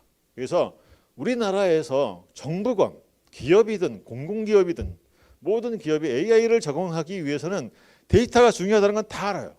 그러나 데이터가 AI에 피딩될 수 있는, AI에 집어넣을 수 있는 형태로 바꿔줘야 된다는 사실은 모르는 거예요. 돌려보기 전까지는 모르는 거예요. 그래서 저는 공공기관에 있는 분들이 제발 뭐 요새 뭐 AI 바우처니 무슨 어마어마하게 많은 사업이 있는데 그거를 공기업부터 AI 피딩할 수 있는 그런 데이터 형태로 바꿔주라라고 저는 얘기를 하고 싶습니다. 다음. 자, 이 덴젤 워싱턴 잘 아시죠? 여러분 배우로서도 굉장히 훌륭하고 또 제가 좋아하는 액션 영화의 주연 배우로 굉장히 많이 나오시는 분인데 이분이 이렇게 얘기를 했어요. 펜실베니아 졸업연설에서 당신이 가져본 적이 없는 것을 얻으려면 지금까지 결코 해본 적이 없는 일을 해야 된다라는 얘기를 했습니다. 저는 이 얘기를 듣고 내가 뭔가 새로운 것을 얻기 위해서는 비상한 노력을 해야 된다고 하는 거죠. 여러분 지금 코로나의 시대입니다. 아직 포스트 코로나를 외치기 보이지 않는 그런 세상 속에 우리가 걷고 있습니다. 그런데 이 세상 이 어려운 시기에 정말 필요한 거는 뭐냐면 비상한 노력이 필요하다는 거죠. 일반적인 세상이 아니라 굉장히 빨리 변하고 앞으로 이 세상이 어떻게 나올지 모르는 이런 상황에서는 실질적인 거, 그다음에 온라인적인 거, 컨텐츠적인 거, 내가 직접 해보고 내가 직접 만져보고 직접 돌려보는 그런 세상이 지금 왔다는 사실입니다. 이거는 CEO도 예외가 될 수 없어요. 제가 CEO들한테 왜 코딩을 배우라고 얘기를 하냐면 CEO들은 이렇게 얘기를 해요. 아랫사람한테 시켰는데 아랫사람들이 딱 내 수준에 맞게 딱 보고서를 해오더라 이거예요. 그러니까 이걸 가지고 의사결정을 못하겠다는 거예요. 그러니까 예를 들어서 AI에 어떤 거를 투자를 한다고 하면 최소한 뭐 몇십억에 몇백억을 투자를 해야 되는데 밑에 있는 사람들이 자기들도 잘 모르니까 우리 CEO의 그 수준에 딱 맞춰가지고 그렇게 막 이거 투자해야 되는 건지 말아야 되는 건지 이걸 해서 우리가 어떤 이득이 오는지 모르겠다는 거예요. 그리고 이 중소기업 또는 벤처기업에 보면 벤처기업 CEO와 개발자들의 관계에 있어서 너무나 큰 벽이 존재합니다. CEO들이 얘기하는 부분과 개발자들이 얘기하는 건 서로 통하지를 않아요. CEO가 뭐라고 얘기를 하면 개발자들은 이해할 수 없는 답을 한다는 거죠. 된다는 말이냐? 그래서 안 된다는 말이냐? 그러면 또 얘기가 엄청 길어지거든요. 되면 된다, 안 되면 안 된다라고 이 얘기를 들었으면 좋겠는데 근데 제일 먼저 많이 느끼는 게 뭐냐면 CEO 할지라도 코딩을 해야 되겠다는 거예요. 코딩을. 그래서 이해를 한 후에 내가 이해를 먼저 해야 우리 그 직원들한테 시킬 수 있겠다라고 하는 겁니다. 다음 보시겠습니다. 그래서 이 코딩은 사실은 다 어렵습니다. 저도 과거에 코딩을 했지만 이제 새로 다시 지금 저도 코딩을 작년서부터 열심히 하고 있어요. 그거는 뭐냐면 제가 코딩을 해야 되겠다는 아주 필연적인 느낌을 받았기 때문입니다. 왜냐하면 이제는 우리가 눈으로 봐야 내가 실제로 돌려봐야 그래야 시킬 수도 있고 그렇게 해야만이 나를 쫓아온다라고 하는 겁니다. 우리가 디지털 트랜스포메이션이라고 많은 기업에서 우리가 변하자라고 얘기를 하지만 절대 안 변하죠. 왜? 내가 이것 때문에 죽지 않기 때문에 이것 때문에 이걸 안 하면 내가 죽을 것 같으면은 하는데 그렇지 않으면 안 한다라고요. 그래서 저는 이 CEO들한테 코딩을 왜 해야 되느냐? AI 일을 하시면 AI에 대한 정말 확고한 이해를 하시게 될 거고 그다음에 AI를 어떤 식으로 도입할지 조직은 어떻게 구성할지 어떤 AI 전문가를 뽑아야 될지 이 조직을 어떻게 운영할지에 대한 확고한 답이 생길 건다라고 얘기를 합니다. 다음. 뿐만 아니라 저는 CEO들한테 이렇게 배우시면 여기까지는 할 수 있는데 뭐가 더 필요하냐? 증이 필요하다. 그래서 TensorFlow Developer Certification이라고 하는 게 있어요. 그러니까 구글에서 하는 그런 이 자격증인데요. 제가 해서 땄습니다. 이렇게 따면 이게 저 구글 여기 웹사이트에 올라가거든요. 다음 보시겠습니다. 이거를 합격을 하게 된 우리 호남대학교 대학생 여러분들도 전공에 관계없이 앞으로 졸업하기 전에 요 자격증은 꼭 따시기 바랍니다. 왜냐하면 구글에서 인정해 주는 거니까, 구글에서 저기 자기네 홈페이지에 여러분들의 얼굴 사진과 이름을 올려주는 거니까 여러분 한번 해보시기 바랍니다. 왜냐? 지금은 코딩을 해야 먹고 삽니다. 또 AI 코딩하면 잘 먹고 삽니다. 이게 전공 필요 없습니다. 이게 이 AI에 있어서 나오는 것들이 뭐 수학적인 얘기들이 많이 나오긴 하지만 그것도 중학교 수학 정도, y는 ax 플러스 b가 뭔 얘기고 이거를 미분한다는 게 뭔 얘기인지만 알면 돼요. 그 이상도 필요 없어요.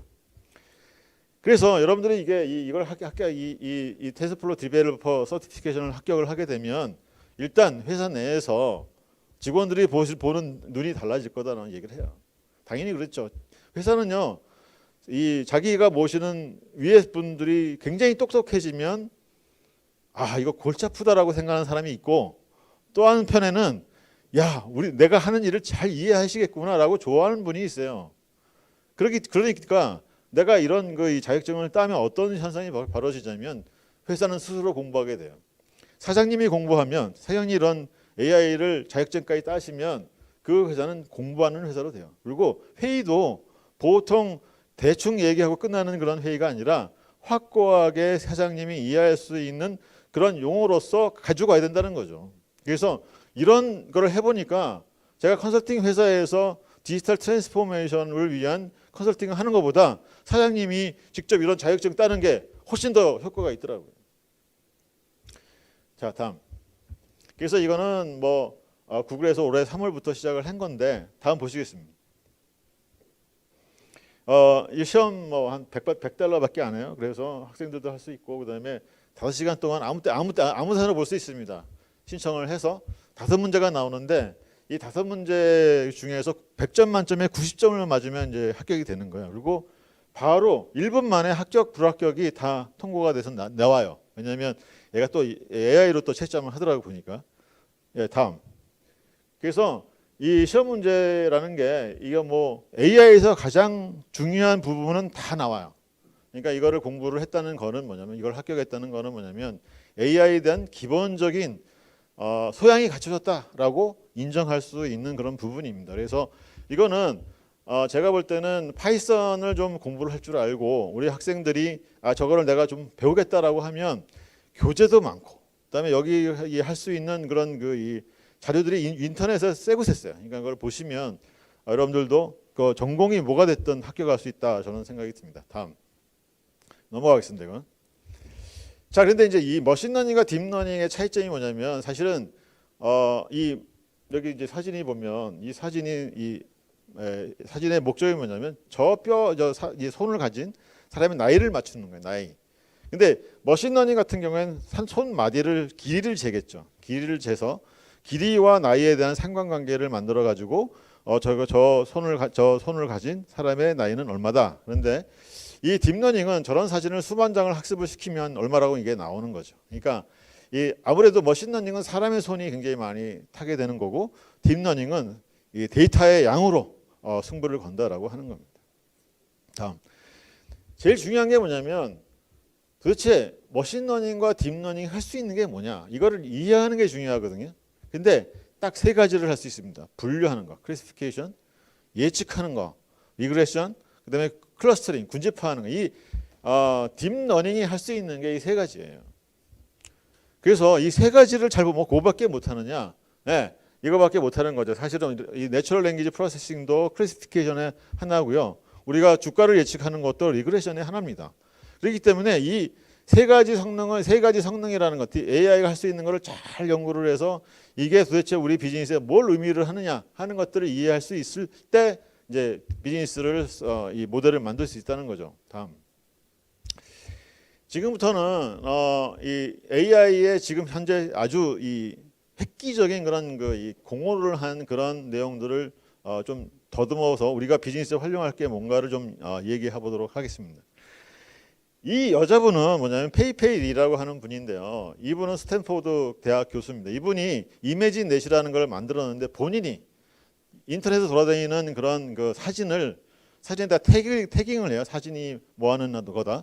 그래가지고 1,500만 장을 만듭니다. 1,500만 장. 어마어마한 데이터를 만들어서 이 데이터를 가지고 이미지 넷 챌린지라는 거를 해요. 2010년부터. 근데 사실 2012년에 여기 요 다음 보시겠습니다. 2012년 어떠한 사건이 일어나냐면 힌튼 교수, 캐나다에 있는 힌튼 교수가 알렉스 넷이라는 거를 만들어서 이 대회에서 10% 이상의 그런 에러율을 줄입니다. 그러니까 뭐냐면 이 사건이 딥러닝의 효시예요. 사실은 우리나라에서는 이 알파고가 유명하지만 전 세계적으로 보면 이 딥러닝이라는 말 자체도 그렇고 이 2012년이 획기적인 사건입니다. 이 8년밖에 안 됐어요.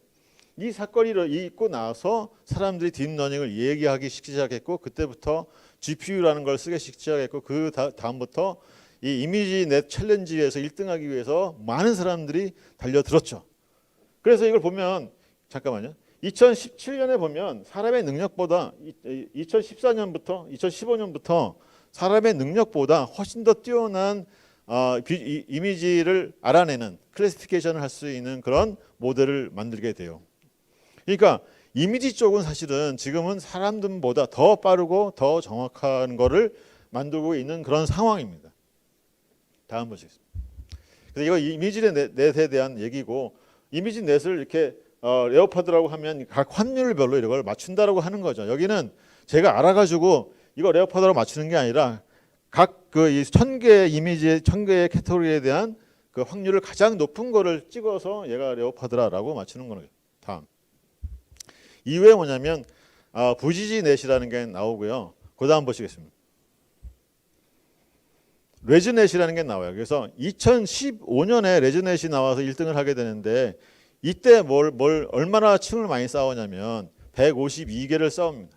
그 전까지는 알렉스 넷이 8개 레이어였는데 이거는 152개예요.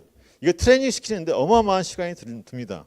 이때부터 물량 공세로 나는 거예요. AI의 핵심은 뭐냐? GPU에 대한 물량 공세. 왜? 저게 단계가 늘어나면 늘어날수록 파라미터의 숫자가 많이 늘어나고 그 파라미터의 숫자가 많이 늘어나면 이 딥러닝 트레이닝하는 시간이 많이 걸립니다. 그러니까 2015년부터 드디어 이 학계에서 AI를 추구하는 방식이 매시브한 하드웨어를 묶어서 굉장히 큰 그런 이 모델을 만들기 시작했다는 거예요. 이 중요한 것 또 하나는 뭐냐면 이 마이크로소프트 북경인 연구진이 만들었어요. 마이크로소프트 본사가 한 게 아니라 중국에서 했다는 거죠. 사실은 중국이 지금 세계 넘버 2입니다. 제가 2015년 국방과학연구소 들을 때 당시에 2015년에 한국에서 여러 연구에서 나온 전 세계에서 AI의 수준을 재는 그런 리포트들이 있었는데 중국은 우리보다 2, 3년 후진 뒤에 떨어진 나라로 그때 다 얘기를 하고 있었어요. 근데 그때 저기 학계를 다니면 학계에 발표한 사람 60%가 중국 사람입니다. 학계에 온 사람들이 다 60%가 다 중국 사람, 중국계예요. 제가 듣도 보도 못 북경대학 무슨清華大 이런 건 알겠는데 듣도 보도 못한 대학에서 나와가지고 발표를 하더라 이거죠. 저는 그때 느꼈어요. 중국은 이 AI에 범상치 않은 노력을 하고 있구나라는 사실을 느꼈습니다. 다음. 이 욜로라는 거는 이 조셉 레드먼이 만든 건데 주로 동영상에서 물체를 인식할 때 많이 씁니다. 굉장히 많이 쓰여 있고 지금 현재는 욜로 4, 욜로 5까지 나와 있는 상황이고 올해 나온 그런 알고리즘이 욜로 1은 16년에 나왔지만 지금 굉장히 많이 쓰고 있는 그런 알고리즘이에요. 그 다음 보겠습니다.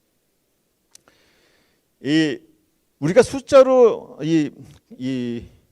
화면, 비디오라든가 이미지 같은 건 숫자로 변경해서 이게 집어넣을 수 있는데 우리의 말을 숫자로 집어넣게 되는 방법이 있어요. 그게 워드 임베딩이라는 기법인데 숫자로 집어넣게 되면 이 AI 모델이 이거를 갖다가 예측을 하는 방법이 있어요. 그래서 그게 그 중에서 현재 가장 잘 나가는 핵심적으로 잘 나가는 게 뭐냐면 트랜스포머입니다. 이게 2017년에 이 구글의 그 여러 과학자들이 만든 건데 아까 2012년에 비전 쪽에 이미지 쪽에 2012년에 획기적인 사건이라고 했는데 내추럴 랭귀지 프로세싱의 2017년이 바로 그 해입니다. 3년 전이죠. 3년 전인데 2017년에 이 트랜스포머가 나온 다음부터 이 자연어 처리 분야가 획기적으로 발전을 했어요. 지금 어마어마하게 발전을 했어요. 다음. 그래서 트랜스포머의 구조가 인코더, 디코더로 되어 있는데 어쨌든 인코더 분야를 그대로 딴 게 뭐냐면 버트라는 그런 모델이고 디코더를 그냥 딴 게 뭐냐면 GPT라고 하는 그런 모델이에요. 다음. 그래서 버트는 한글도 있습니다. 그래서 많은 회사들이 이 한글 자연어 처리를 할 때 다 버트를 써요.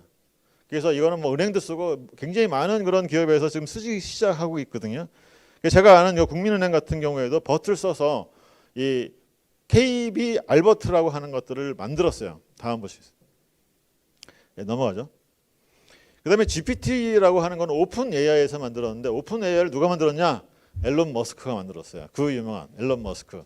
네, 정말 이 요새는 오픈 AI하고 구글하고 양대 산맥이에요. 양대 산맥. 여기는 뭐 옛날에는 뭐 페이스북도 하지만 요새는 다 떨어지고 이 양대 산맥에서 서로 어떤 회사가 더 좋은 모델을 만드느냐 하는 것이 이제 사실 세간의 관심이 되고 많은 이런 어텐션을 받게 되는데 올해 만든 GPT-3 7월 달에 나온 GPT-3가 세상 사람들을 놀라게 합니다. 그런데 중요한 게 뭐냐면 여기서 GPT-3에 해당하는 게 1750억 개의 파라미터예요. 이거는 사실은 기가 막히게 많은 너무너무 많은 기존에 있는 굉장히 큰 모델의 100배가 되는 그런 파라미터죠. 비용 이 학습 비용이 얼마냐? 1,400만 불이에요. 그러니까 우리나라 돈으로 한 180억 정도 드는 저거 한번 돌리는데 저거 아주어 이 마이크로소프트 아주어의 전산 시스템 클라우드 시스템을 가지고 돌리는데 180억 들은 거예요. 트레이닝 한번 하는데. 그러니까 지금의 그 전 세계의 그 AI의 트렌드는 이 물량 공세로 더 엄청난 그런 것들을 만들어서 만드는 이까지 왔는데 여기서 이제 굉장히 많은 사람들이 과연 이렇게 가는 게 맞는 거냐? 이렇게 많은 파라미터를 가지고 이렇게 많은 이 컴퓨팅 리소스를 들이고 이렇게 많은 돈을 들여서 저게 하는 게 맞느냐 하는 거죠. 근데 결과가 어떻게 되느냐? 결과 보도록 하겠습니다. 예. 지금 이제 이 GPT-3가 코딩도요. 이거 조금 있으면 이제 코딩 하는데 인공지능이 코딩을 해주는 그런 세상이 올 거예요. 다음. 이 코로나 바이러스의 예를 보면 굉장히 이 GPT-3가 사람보다 낫다라고 하는 생각이 들어요. 뭐라고 했냐면 여기 야 지금 너가 돈 있으면 뭐 이 코로나 바이러스 시대에 넌 뭐 하겠냐고 했더니 이 어떤 비즈니스를 하는데 사람과 인터랙션이 없는 그런 비즈니스를 하겠다라고 하는 거예요. 이게 GPT-3가 답한 내용입니다. 왜 그러냐 했더니 지금 잘하는 데가 어디냐? 테슬라, 구글, 넷플릭스 같은 회사가 이 사람과 간의 인터랙션이 없기 때문에 굉장히 돈을 많이 벌고 있지 않냐 이렇게 얘기를 하는 거죠. 다음. 그러면 현재 있어서 가장 힘든 이 영향을 주고 있는 데가 어디냐 그랬더니 여기서 여기 이민 오신 분들 그다음에 컨택이 맞는 그런 헬스케어라든가 워커라든가 이런 사람들이 많은데 이 사람들은 곧 있으면 실업자가 될 거다 뭐 이런 얘기를 해요. 스마트하게. 그래서 제가 야 꽤나 하네 트레이닝 좀 받았네 했는데 요 다음 보시면 어떤 결과가 나오냐면 이제 GPT-3가 여러 가지 이제 묻고 한 답이 나오는데 여기 보시면 토스터가 무겁냐 아니면 펜슬이 무겁냐. 그런데 펜슬이 더 토스터보다 무겁다라고 얘기를 해요. 그다음 한 번 더. 예. 여기서 내 발이 다리가 몇 개냐, 내 발에 있는 눈이 몇 개냐라고 물어보거든요. 그럼 눈이 2개가 있다고 얘기 답을 하고, 그 다음에 스파이더 여기 이 거미는 몇 개의 눈을 가지고 있냐 했더니 8개를 가지고 있다 하고, 그 다음에 태양은 몇 개의 눈을 가지고 있느냐, 1개를 가지고 있다 하고, 그 다음에 이 풀은 몇 개의 눈을 가지고 있느냐, 그래는 1개야 가지고 있다고 얘기를 해요. 근데 저걸 보면서 느낀 게 뭐냐면 아무리 많은 데이터를 가지고 있다 하더라도 이 데이터 안에는 뭐가 없냐면 상식이 없는 거죠. 지금까지 어떤 사람도 글을 써도 내 다리에는 눈이 1개야라고 글 쓴 사람이 없을 거예요. 그러니까 그걸 트레이닝 받지 않은 내용이죠. 그러니까 GPT-3라고 하는 것이 수천억 개의 파라미터를 가지고 약 5천억 개의 단어를 가지고 트레이닝했다 치더라도 그러면 저런 상식적인 문제를 해결하지 못한다고 하면 어떤 의미가 있겠느냐 하는 것이 이제 기존에 현재 나와 있는 딥러닝에 대한 큰 이슈입니다.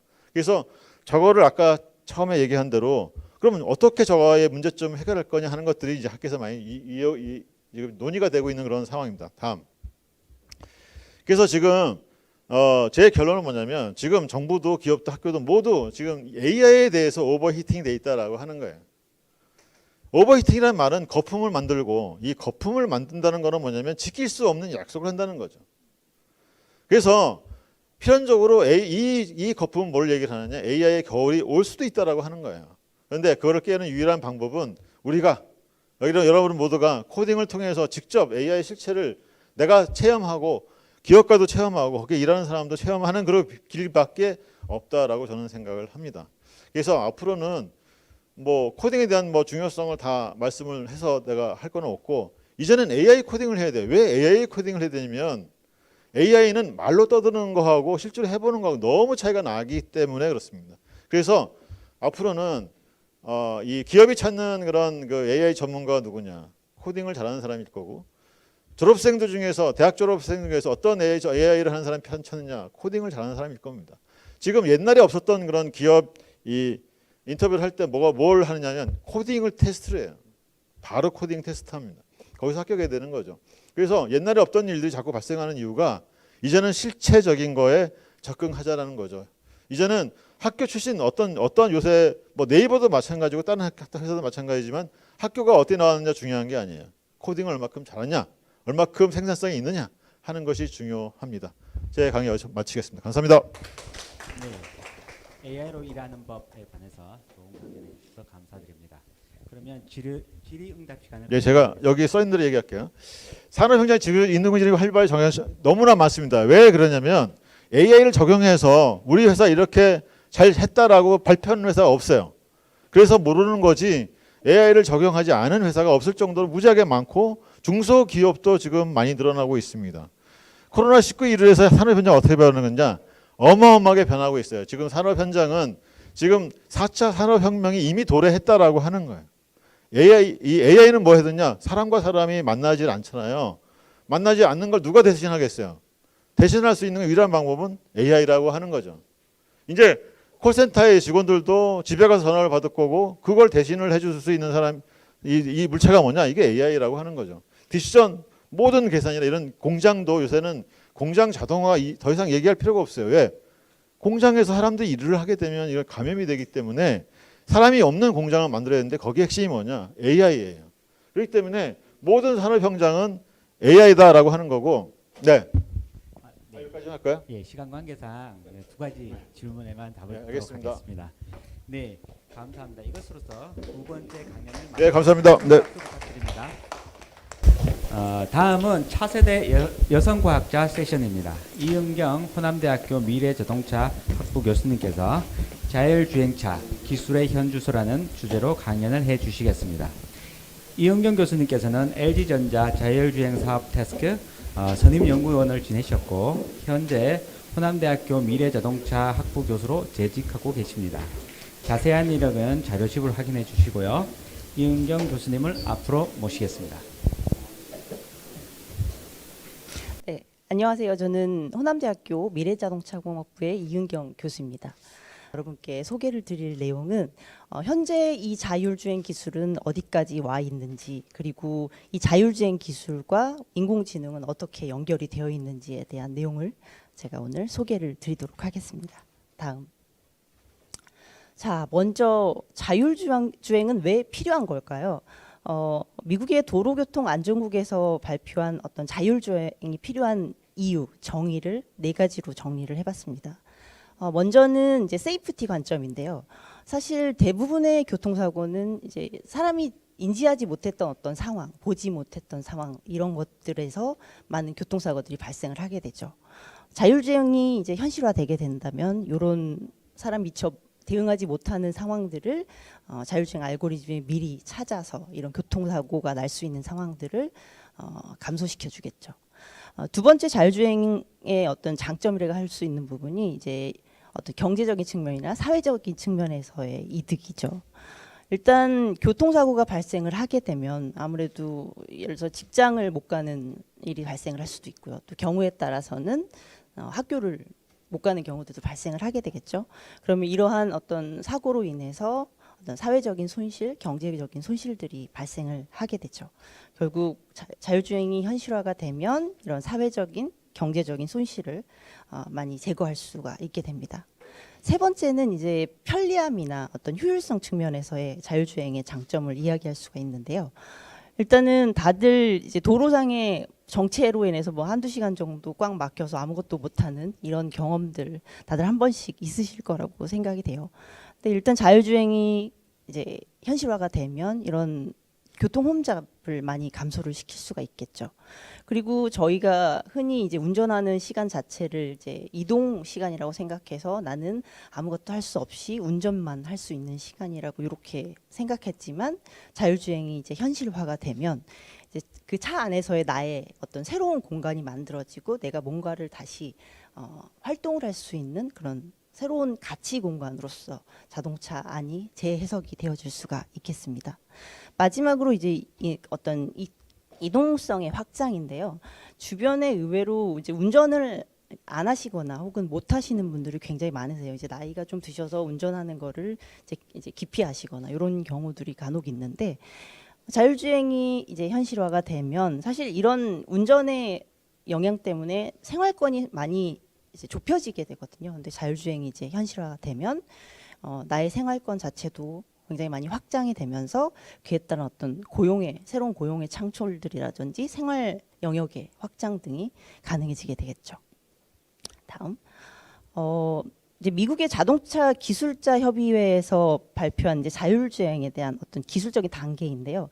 이 자동차 기술자 협의회에서는 전혀 자율주행 기술이 들어가지 않은 0단계부터 시작해서 모든 것이 다 완벽하게 자율주행화되어 있는 5단계 자율주행 단계까지 총 6단계로 자율주행을 정의를 했습니다. 그렇다면 지금 현재 도로상에 주행하고 있는 많은 자율주행 기능을 탑재한 그런 자동차들이 있거든요. 현재의 기술은 어느 정도까지 와 있는 걸까요? 한번 클릭해 주시겠어요? 지금 현재 도로상에 달리고 있는 대부분의 자동차들은 자율주행 2단계와 자율주행 3단계 정도의 기능을 가지고 있습니다. 그리고 많은 이제 자동차 기업들은 이제 4단계에 진입을 하기 위해서 많은 알고리즘을 개발을 하고 있고 또한 이제 실제 로드에서 많은 테스트들을 하고 있는 것을 아마 언론을 통해서 많이 접하실 수 있었을 겁니다. 다음.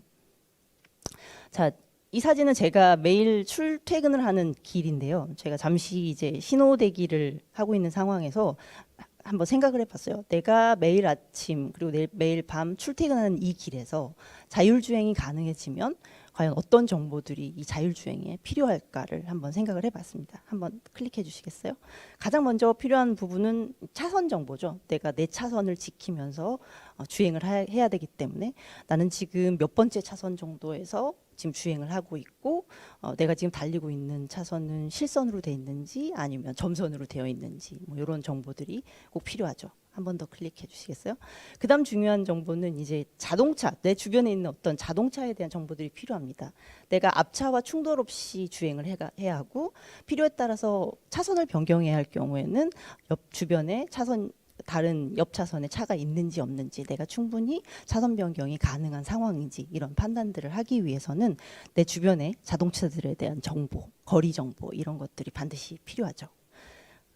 그리고 중요한 정보가 하나가요. 이 사진은 사실 보행자가 한 명밖에 없어서 제가 노란색으로 조그맣게 표시를 했는데 보행자에 대한 정보가 굉장히 중요합니다. 사실 우리가 운전을 하면서 항상 보행자를 이렇게 주시하고 있죠. 어디에 보행자가 지금 현재 서 있고 이 보행자가 어떤 방향으로 어느 정도 속도로 걸어가고 있는지 특히나 아이들 같은 경우에 항상 주시하면서 운전을 하게 되죠.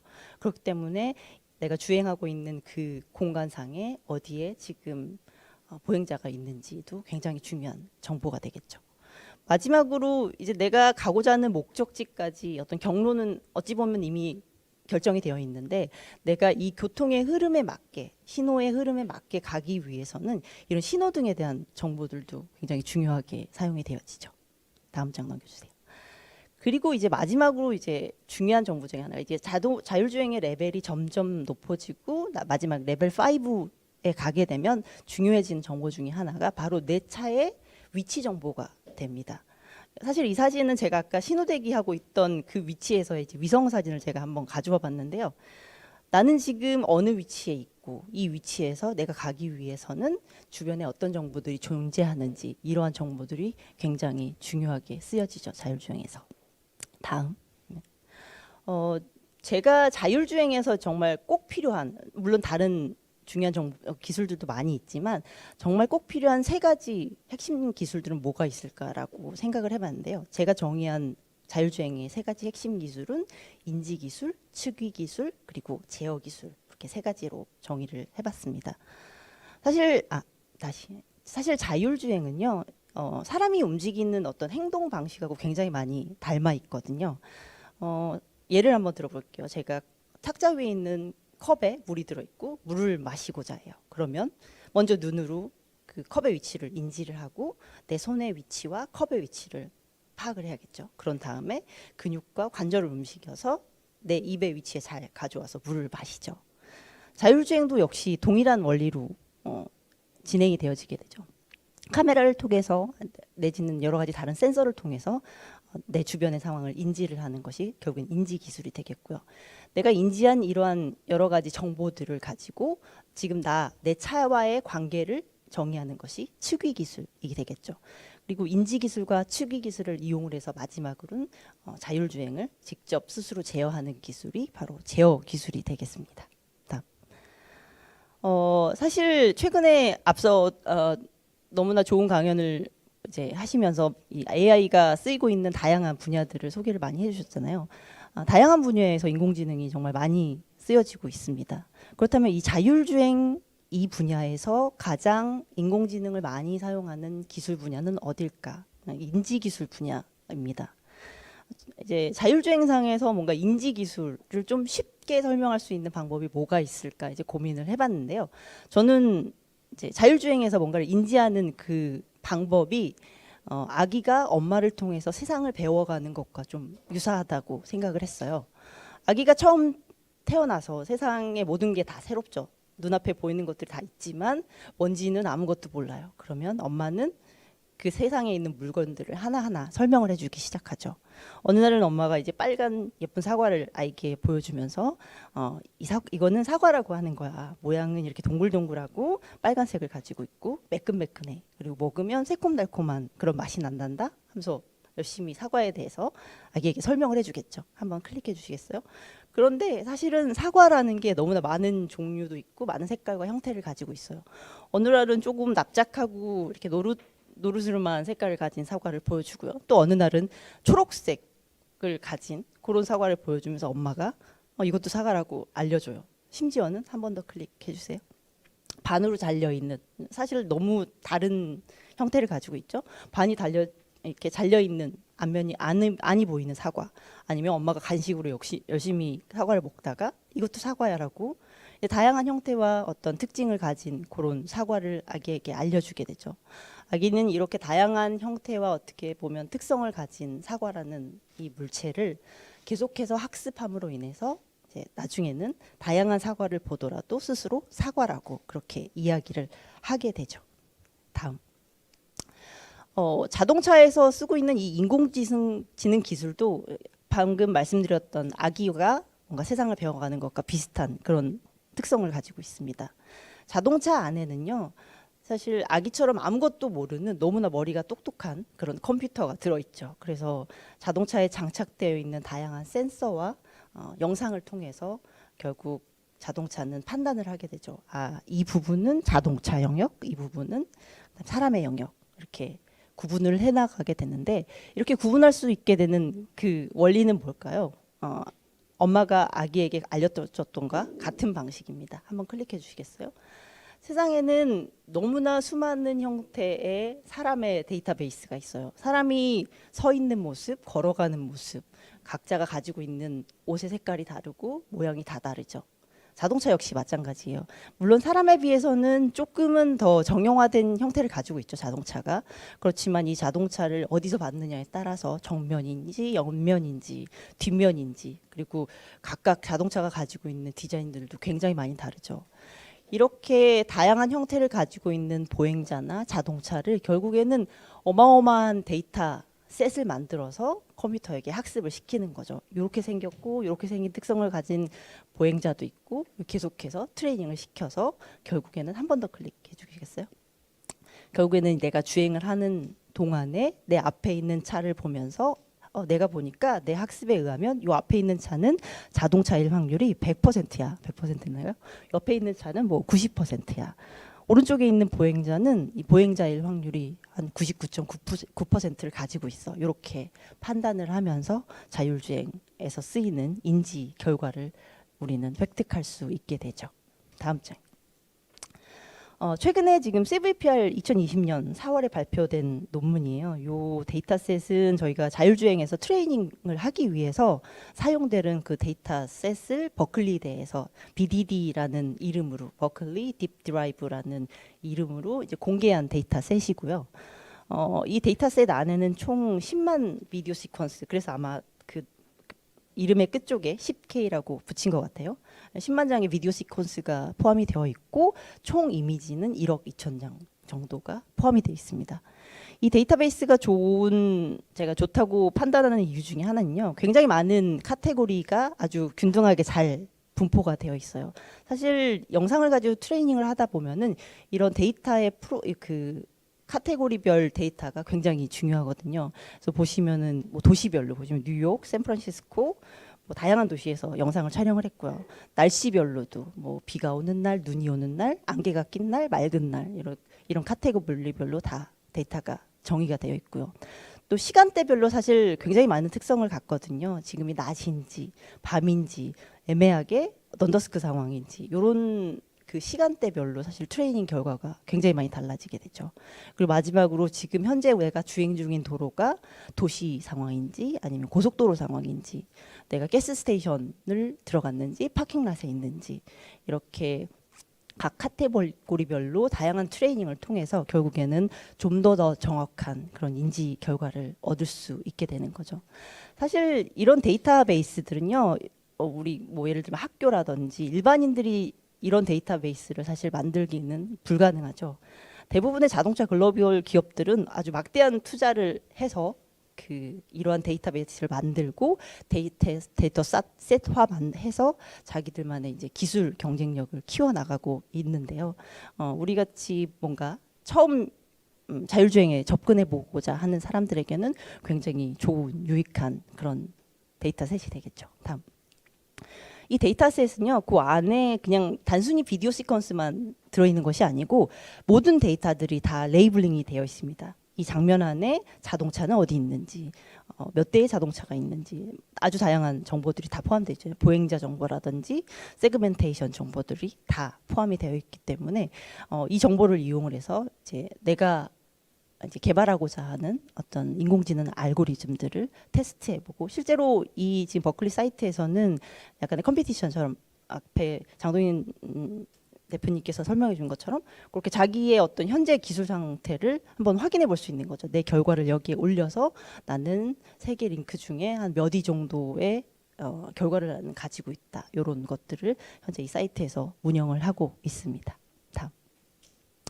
자, 그다음 중요한 핵심 기술은요, 바로 제어 기술인데요.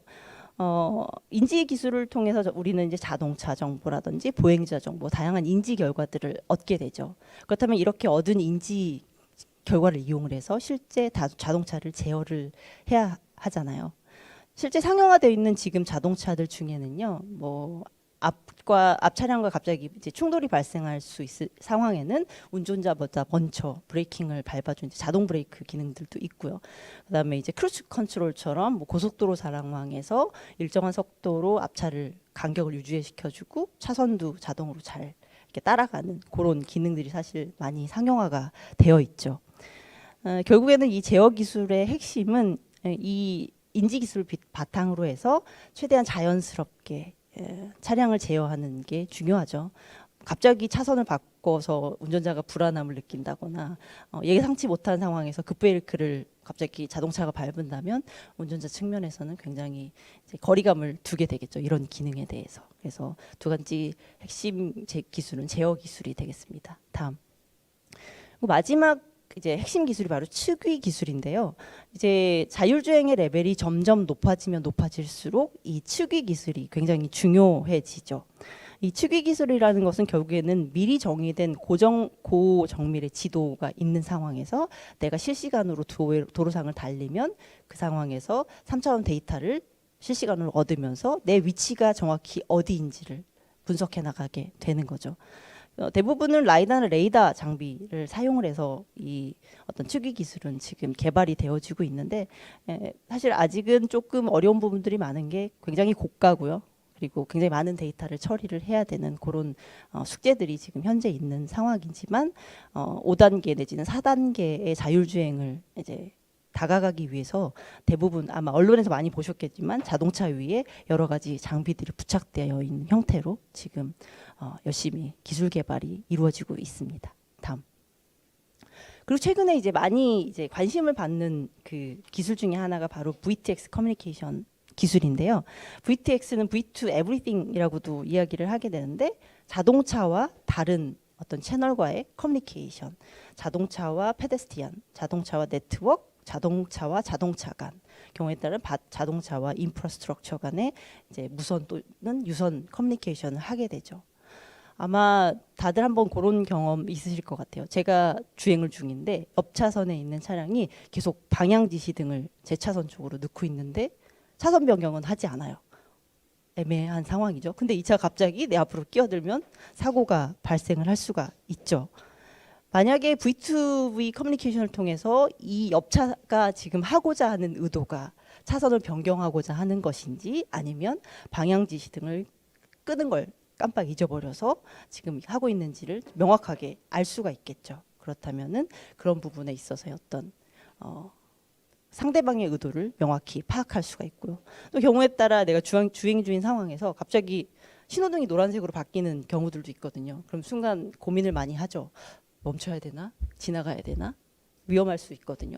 그런 상황에서도 미리 이 신호등이 다음 얼마 후에 바뀔 예정이라는 정보를 얻게 되면 그런 부분들도 명확해지겠죠. 그래서 제가 방금 소개해드린 것처럼 자율주행에는 크게 이렇게 세 가지 핵심 기술들이 발전을 하고 있습니다. 다음. 이제 저희 호남대학교에서도 이 자율주행 기술을 개발을 하기 위해서 자율주행 자동차 플랫폼을 지금 구축되어 있습니다. 저희 자율주행 차의 플랫폼 이름은 하운드 X라고 하고요. 호남 Unmannered Driving Experience라고 해서 자율주행을 향한 호남대학교만의 비전을 상징하는 그런 이름으로 저희가 이름을 만들어봤고요. 다음 장. 우리 지금 자율주행 자동차 플랫폼 역시도 앞에 설명드렸던 다양한 자율주행을 위한 최신 어떤 장비들이 다 설치가 되어 있습니다. 여러 대의 카메라와 레이더 센서, 라이더 센서를 다 자동차에 다 부착시키고 통합시켜서 열심히 자율주행에 관련된 연구를 위해서 노력을 하고 있습니다. 다음. 자, 여러분이 생각하시는 자율주행의 미래는 어떠신가요? 어떤 미래를 상상하고 계신가요? 힘들게 일을 마치고 집으로 돌아가는 길에 뭔가 하루를 정리하면서 조용한 음악을 듣고 눈을 감고 오늘 하루 있었던 일을 한번 정리해보는 그런 시간을 가질 수 있는 미래가 곧 오지 않을까 저는 그렇게 기대해 봅니다. 네, 경청해 주셔서 감사합니다.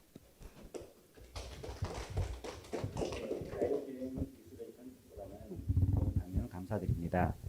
다음은 이제 질의응답 시간이잖아요. 질의를 좀 보여주시겠습니까? 네. 시간 관계상 첫 네. 번째 것만. 네, 제가 한 가지만 설명을 드릴게요. 자율주행을 생각하면 이제 대부분 이제 운전을 대신해 주는 거를 많이 생각을 하시는데요.